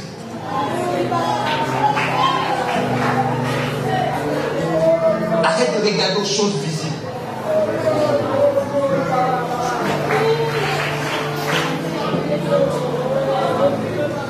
Et le deuxième signe que je donnerai ce matin, et ma vie, je vais terminer. Se trouve dans Colossiens 3, 1, 2. Qui l'a pour moi? Colossiens 3, 1, 2. Ce signe a dit, cherche et affectionne-toi aux choses d'en haut. Ceux qui sont matures, ils recherchent les choses d'en haut, ils s'affectionnent aux choses d'en haut, ils s'attachent aux choses de Dieu. Ils recherchent les choses de Dieu. Ils recherchent la vie de Dieu, ils s'attachent à la vie de Dieu. Oui. Colossiens 3, verset 2. Affectionnez-vous aux choses d'en haut et non à celles qui sont sur la terre. Oh, non. Le verset doit commencer par si vous êtes. Verset 2. Et c'est 1 à 3. Donc si vous êtes. Si donc vous êtes ressuscité avec Christ, oui. Cherchez les choses d'en haut, où Christ est assis à la droite de Dieu. Affectionnez-vous aux choses d'en haut et non à celles qui sont sur la terre. Car vous êtes morts et votre vie est cachée avec Christ en Dieu. Amen. Amen. Donc tu es mort et ta vie est cachée avec Christ en Dieu. Donc si tu crois que tu vis la vie de Christ, tu dois chercher les choses où Christ est. Tu dois chercher les choses de là-haut. Chercher à comprendre les choses de Dieu et à les manifester sur la terre. Comment Dieu opère, comment Dieu fait ceci, comment Dieu fait cela. Tu dois chercher à connaître ça. Comment Dieu guérit les malades, comment Dieu chasse les démons, comment Dieu sauve les vies, comment Dieu accomplit des miracles. Tu dois chercher à comprendre et opérer dans cette dimension avec Dieu. Tu dois t'attacher aux vérités bibliques que Dieu te donne. Tu dois t'attacher aux choses que Dieu t'enseigne. Parce que ces choses vont te permettre de manifester Christ sur la terre. Tu dois t'attacher aux choses de Dieu. T'attacher au Saint-Esprit. T'attacher à la manifestation de l'Esprit. T'attacher à la communion avec le Saint-Esprit. Tu dois aimer entendre la voix de Dieu. Tu dois aimer les choses de Dieu. Tu dois aimer parler de Dieu. Tu dois aimer toucher des vies pour Dieu. Tu dois aimer transmettre des vies pour Dieu. Tu dois aimer amener Dieu dans la vie des gens. Tu dois aimer amener la puissance de Dieu dans la vie des gens. Ces choses-là que tu dois aimer. Ces choses-là que tu dois désirer voir grandir en toi. Ma communion avec Dieu. L'onction que j'ai reçue de Dieu. La puissance que j'ai reçue de Dieu. Les capacités que j'ai reçues de Dieu, les dons spirituels qui sont en moi. C'est à ça que je m'attache et les développer. Parce que ça me permet de manifester la réalité de Dieu dans la réalité des hommes. À quoi tu es attaché? Aux choses de la terre, aux choses éphémères de la terre. Alors que Dieu t'a donné mieux que ça. L'Église ne manifeste pas le ministère de l'Esprit. La Bible dit que le ministère de l'Esprit est plus grand que le ministère de la lettre. Mais regarde ce que Moïse a fait avec le ministère de la lettre. Moïse a fendu la mer Rouge. Moïse a fait descendre la nuit du ciel avec le ministère de la lettre. Et le ministère de l'Esprit, mais bien plus glorieux. Enfin, est-ce que tu vis le ministère de l'Esprit? On ne vit pas encore. Est-ce que notre ministère dépasse ce que Moïse a fait? Non. Tous les prophètes là, les Élie, les Élisée, ils ont tous opéré avec le ministère de la lettre. Mais regarde ce qu'ils ont fait. Là, nous, on est censé opérer avec le ministère de l'Esprit. On dit que le ministère de l'Esprit, c'est plus glorieux. En gloire, il est plus grand que le ministère de la lettre. Le ministère de la lettre ne donne pas la vie, donne la mort. Mais le ministère de l'Esprit donne la vie. Qu'est-ce qu'on est en train d'accomplir avec le ministère de l'Esprit? Mais tellement on est attaché aux choses charnelles, aux choses de la terre, des choses que Dieu fait, lui qui ne peut pas faire. Parce que quelqu'un n'est pas en train de se disposer pour que Dieu se sert de lui. Quelqu'un n'est pas en train de grandir dans les choses de l'Esprit pour qu'il manifeste le royaume de Dieu, pour qu'il manifeste la puissance de Dieu, qu'il peut démontrer aux hommes que Dieu est Dieu. Est-ce que tu sais à quel point Dieu veut t'utiliser? Même ton nombre, même ta sueur, même ta salive, Dieu, tout ce qui est toi, Dieu veut l'employer pour sa gloire. Est-ce que tu sais ça? Est-ce que tu es disposé pour que Dieu t'utilise? La vie ne tourne pas qu'autour de toi. La vie, ce n'est pas juste ta personne. Dieu t'a créé pour une source de bénédiction. Dieu t'a créé pour que par lui, de par toi, lui soit glorifié, lui soit élevé. Donc il y a de grandes choses que Dieu veut faire avec ta vie.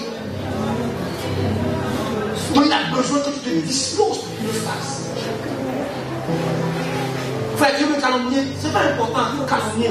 J'ai découvert plus important que toi tes calomnies. Je veux me disposer pour que Jésus m'utilise. Je veux goûter à la réalité de Dieu en moi, à la réalité de Jésus-Christ.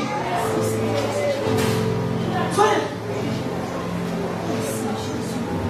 tu veux créer des amis, crée-le. Et même des amis vont me pousser vers Dieu.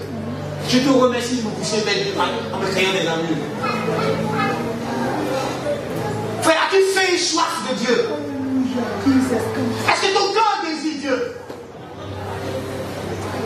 Quand ton cœur désire Dieu, tu n'as pas le temps pour les calomnies. Tu n'as pas le temps pour on m'a frustré, on m'a parlé mal, on m'a trahi. Ça ne te dit rien. Tu es focalisé sur Christ. Tu veux Christ, Christ, Christ. Tu n'as pas parlé comme ça. Faut parler, mon frère. Gaspille ton temps. Tu n'as pas encore découvert que tu es important pour Dieu. Donc gaspille-le. Moi, j'ai découvert que je suis important pour Dieu. Il y a des choses, il y a des desseins de Dieu qui doivent arriver sur la terre, qui doivent être manifestés sur la terre des hommes par mon canal. Des desseins de Dieu, des projets de Dieu, de grandes choses que Dieu veut faire sur la terre. Et je suis l'instrument qui a changé tout ça. Alléluia. Donc je dois me consacrer. Je dois enlever tout ce qui peut empêcher Dieu de m'utiliser. Là, je dois l'enlever. Frère, quand jeune un jour, quand Dieu m'a dit ça, tu sais, tu t'es arrêté devant des hommes comme ça. Et puis tu te demandes, est-ce que c'est l'homme? Est-ce que tu es homme ou est-ce que tu es Dieu? C'est ce que je veux faire avec toi. Est-ce que tu comprends? Je veux que tu amènes ma réalité dans la vie des gens. Je veux que les gens expérimentent ma vie. Et je veux que tu la fasses expérimenter, que tu la fasses conduire les gens dedans. Donc je n'ai pas le temps pour vos calomnies critiques. Non, frère. Et c'est vraiment tout que tu devais vivre. Tu n'as pas le temps pour ça. Il y a quelque chose que Dieu veut faire avec toi. Découvre-le, consacre-toi à ça. Laisse les gens parler. Ce que Dieu ferait, toi, va répondre aux gens. Ne gaspille pas ton temps. Cherche dans la parole de Dieu à comprendre Dieu et à mettre la Bible dans ton cœur, à mettre la Bible dans ta vie, à faire que la Bible et toi, vous devenez un. Le reste, là, tu verras ce que Dieu fait là. Où est Bartimée? Il a vu Jésus. Son monde s'est arrêté. Il a vu Jésus. Il dit, oh, c'est la fin de ma souffrance. Oh, mon Dieu, ma vie va changer. Tout ce qu'on disait autour de Bartimée n'avait plus de sens. Bartimée a fermé ses oreilles physiques. Il ne coûtait plus personne. Il dit Jésus-Christ, Jésus-Christ, Jésus-Christ. On dit, tais-toi, oh mon ami, tu ne comprends pas. J'ai trouvé Jésus. J'ai vu que ma vie va changer. Je vais sortir de ma situation. Tu es pas bavard, c'est pas son problème. Il regarde à Jésus. Il a crié. Quand Jésus a dit, amenez-le, les mêmes que nous, tais-toi, l'ont porté à Jésus. Et Jésus a changé sa condition. Depuis là, il n'est pas marié. Il parle. Depuis là, il n'a pas d'enfant. Il parle. Depuis là, il tourne en rond. Il parle. Ils ne savent pas ce que Dieu est en train de bâtir en toi dans le secret. Ils ne savent pas la personne que Dieu est en train de tailler en toi. Ils ne savent pas l'homme de foi que Dieu est en train de construire. Ils ne savent pas l'homme de miracle que Dieu est en train de construire. Ils ne savent pas la femme de produit que Dieu est en train de construire. Il parle. Concentre-toi sur Dieu. Concentre-toi sur l'œuvre de Dieu en toi. Quand Dieu aura fini son œuvre en toi, il te présentera au sol pour son chef-d'œuvre. Et tu verras que les mêmes qui parlaient sont encore dans leur situation. Et toi, tu les as tous dépassés. Mais tu es en train de perdre ton temps. Tu écoutes à gauche, tu écoutes à droite. Frère, regarde à Jésus. Il y a un seul qui a dit, je suis venu te donner la vie. Et la vie en abondance. Personne à part lui n'a dit cette phrase. C'est lui seul qui l'a dit. C'est lui seul qui a dit que je suis le chemin, la vie et la vérité. La vérité qui transforme, la vérité qui libère, la vérité qui sanctifie, c'est Jésus. Regarde à Jésus. Quand on te traite de pécheur, il faut les laisser parler. Toi, cherche comment Jésus va t'amener où il veut. Les gens qui savent parler, ils ne peuvent pas t'aider. Oh, regarde à celui qui peut t'aider. Celui qui peut ouvrir la porte qui est fermée devant toi. Frère, il parle. Mais la porte de l'enseignement qui est fermée, là, ils ne peuvent pas l'ouvrir. Il y a un seul qui peut l'ouvrir. C'est Jésus. Depuis là, il n'a pas enfant. Depuis là, il n'a pas enfant. Depuis là, il n'a pas enfant. Mais ils sont mariés pourquoi? Mais ils ne peuvent pas t'aider. Ils ne peuvent pas ouvrir la porte, mais ils savent parler. Mais il y a un seul qui a la clé. C'est Jésus qui ouvrira la porte. Il te fera grâce. Il y a un seul qui est détendeur de la grâce. Il y a un seul qui donne la grâce. Il y a un seul qui peut rendre possible ton impossibilité. C'est Jésus-Christ de Nazareth. Frère, regarde à Jésus dans ton impossibilité. Et il regarde ton impossibilité possible. Arrête de regarder aux autres.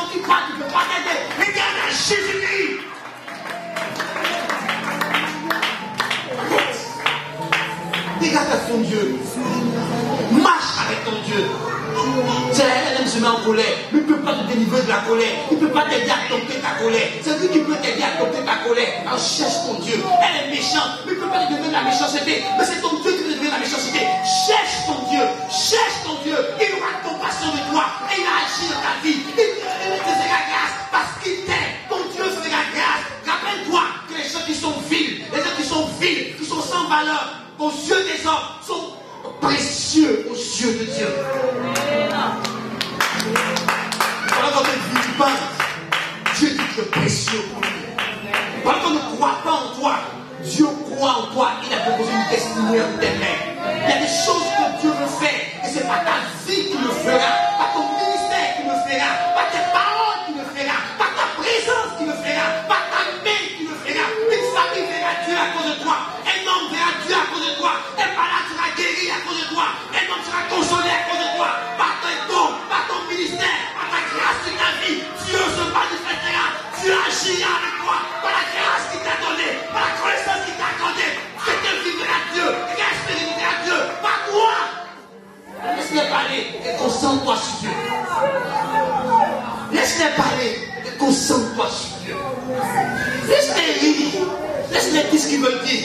Ils ne savent pas ce que Dieu est en train de préparer pour toi.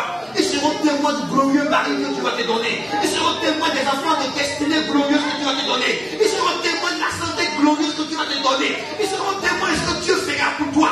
Laisse-les parler. Concentre-toi sur ton Dieu. C'est lui qui détient ta destinée. Tu n'es pas le fruit des Nazars. Tu n'es pas le fruit d'un Big Bang. Tu es le fruit de la pensée de Dieu. Dieu t'a voulu sur la terre. Dieu t'a désiré. Et c'est lui qui t'a tissé dans le sein de ton père et ta mère.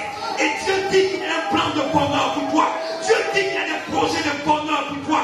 Ce malheur ne restera jamais éternel. Tu sortiras de cette malheur quand tu auras fini d'accomplir ce que tu veux accomplir en toi. Quand tu auras fini de bâtir, Dieu te présentera. Dieu le chanteur de Dieu. Dieu l'ouvrage de Dieu. Laisse-les parler. Concentre-toi sur Dieu. Laisse-les parler. Concentre-toi sur Dieu. Laisse-les parler. Concentre-toi sur Dieu. Dieu n'a pas encore dit son nom. Eux, ils vont pas parler. Attends le mot de Dieu. Attends la parole de Dieu. Attends l'action de Dieu. Attends-toi à Dieu. Laisse-les parler. Attends-toi à Dieu. Dieu est sur le point d'agir dans ta vie. Dieu est sur le point de manifester sa grâce. Dieu est sur le point de faire quelque chose de nouveau pour toi. Dieu est sur le point de changer ton histoire. Dieu est sur le point de donner un nouveau nom. Regarde à Dieu.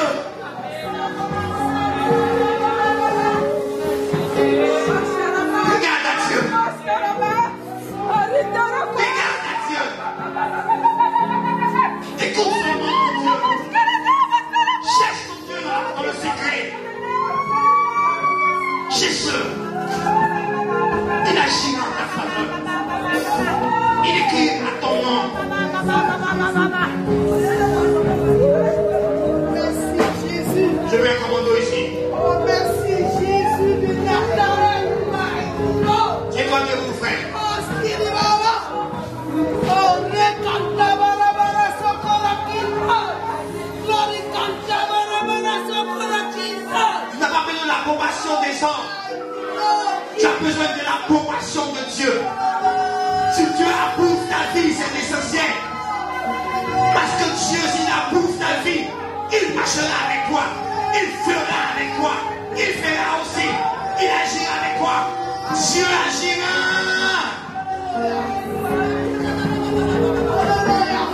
Tu as besoin de Dieu, frère. Tu as besoin de lui dans ta main. Que la grâce de Dieu coule jusqu'à toi ce matin. Que la grâce de Dieu coule jusqu'à toi ce matin. La grâce dont tu as besoin. Que Dieu t'accorde cette grâce. Que Dieu t'accorde la grâce dont tu as besoin. Que Dieu t'accorde la grâce d'enfantement. Que Dieu t'accorde la grâce du succès. Que Dieu t'accorde la grâce de la délivrance. La grâce de la liberté. La grâce de la guérison. La grâce des blessés. La grâce de la prospérité financière. Que Dieu t'accorde la grâce.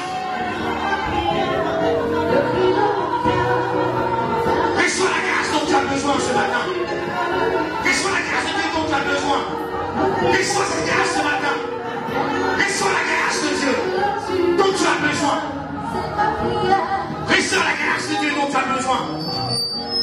Reçois-la. Reçois la grâce de Dieu dont tu as besoin ce matin. Reçois l'onction de cet esprit. Reçois la grâce particulière de Dieu dont tu as besoin pour aller plus loin. Fais des progrès dans ta vie. Reçois la grâce de Dieu.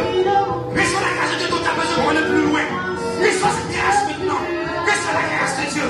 Ce dont tu as besoin pour pas grandir, pour aller dans le sens que Dieu veut, pour connaître des progrès, pour percer, pour des changements dans ta vie. Reçois la grâce de Dieu. My God. Reçois-la maintenant. Reçois la grâce de Dieu maintenant. Reçois la grâce de Dieu maintenant. Reçois la grâce de Dieu. Reçois-la maintenant. Reçois la grâce de Dieu. Reçois-la maintenant. Elle est disponible pour moi ce matin. La grâce de Dieu est disponible ce matin. Reçois la grâce dont tu as besoin. Reçois la grâce de Dieu dont tu as besoin. Reçois la grâce de Dieu dont tu as besoin. Reçois-la maintenant. Reçois la grâce de Dieu. Reçois la grâce de Dieu. Reçois la grâce de Dieu. Reçois la grâce de Dieu. Reçois la grâce de Dieu. Reçois la grâce de Dieu. Reçois la grâce de Dieu. Reçois la grâce de Dieu. Reçois la grâce de Dieu. Reçois la grâce de Dieu. Reçois la grâce de Dieu dont tu as besoin. Reçois la grâce de Dieu dont tu as besoin. Reçois la grâce de Dieu dont tu as besoin. Reçois la grâce de Dieu. Reçois la grâce de Dieu. Reçois maintenant la grâce de Dieu dont tu as besoin. Reçois la grâce de Dieu. Reçois la grâce de Dieu dont tu as besoin. Reçois la grâce de Dieu. Reçois la grâce de Dieu pour la stabilité. Reçois la grâce de Dieu dont tu as besoin. Le progrès de ta vie. Le changement de ta vie. Reçois la grâce de Dieu. Reçois la grâce de Dieu.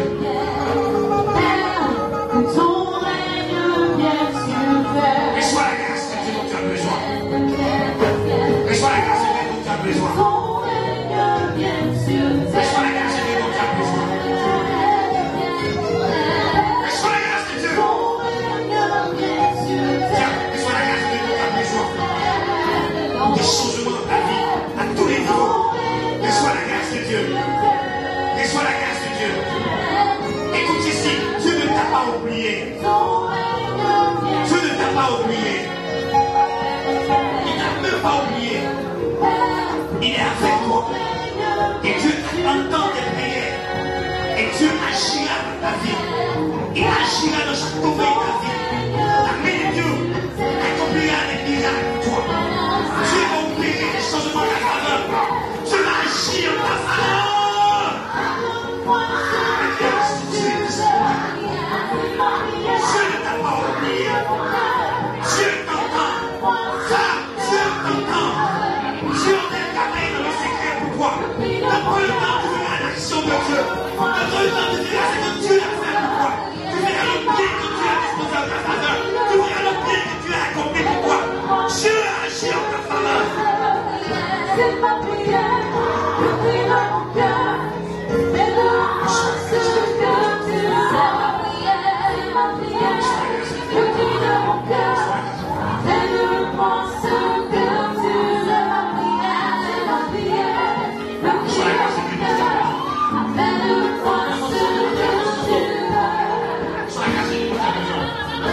Reçois-la maintenant. Reçois la grâce de Dieu dont tu as besoin. Dieu ne t'a pas oublié. C'est Dieu qui t'a créé. Et il tient à son plan sur ta vie. Il tient à son désir sur ta vie. Il tient au projet qu'il établit sur ta vie. Le plan de Dieu sur ta vie s'accomplira certainement. Le plan de Dieu sur ta vie s'accomplira certainement. Il tient à son projet. Il ne t'a pas oublié. Reçois la grâce de Dieu. Reçois la grâce de Dieu. Reçois la grâce de Dieu. Reçois la grâce de Dieu. Reçois la grâce de Dieu. Reçois la grâce de Dieu. Reçois la grâce de Dieu. Reçois la grâce de Dieu. Reçois la grâce de Dieu. Reçois la grâce de Dieu.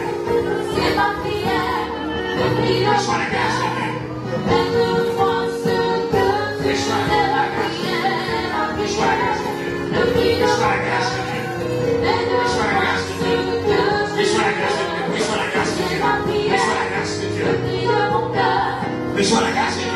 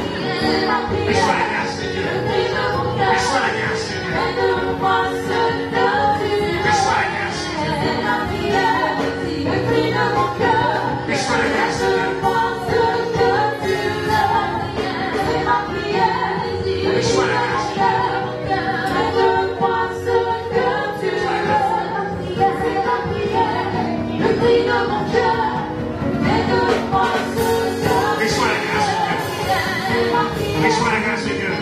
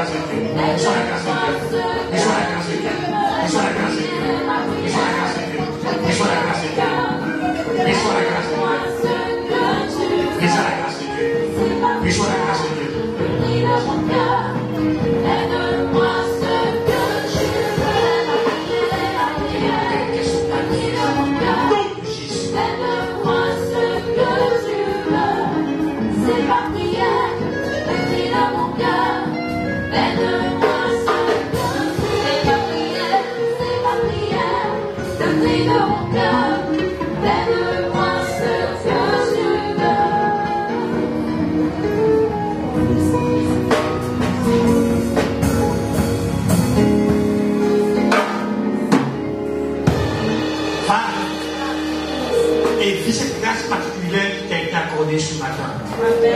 Cette grâce dont tu as besoin, qu'elle se manifeste.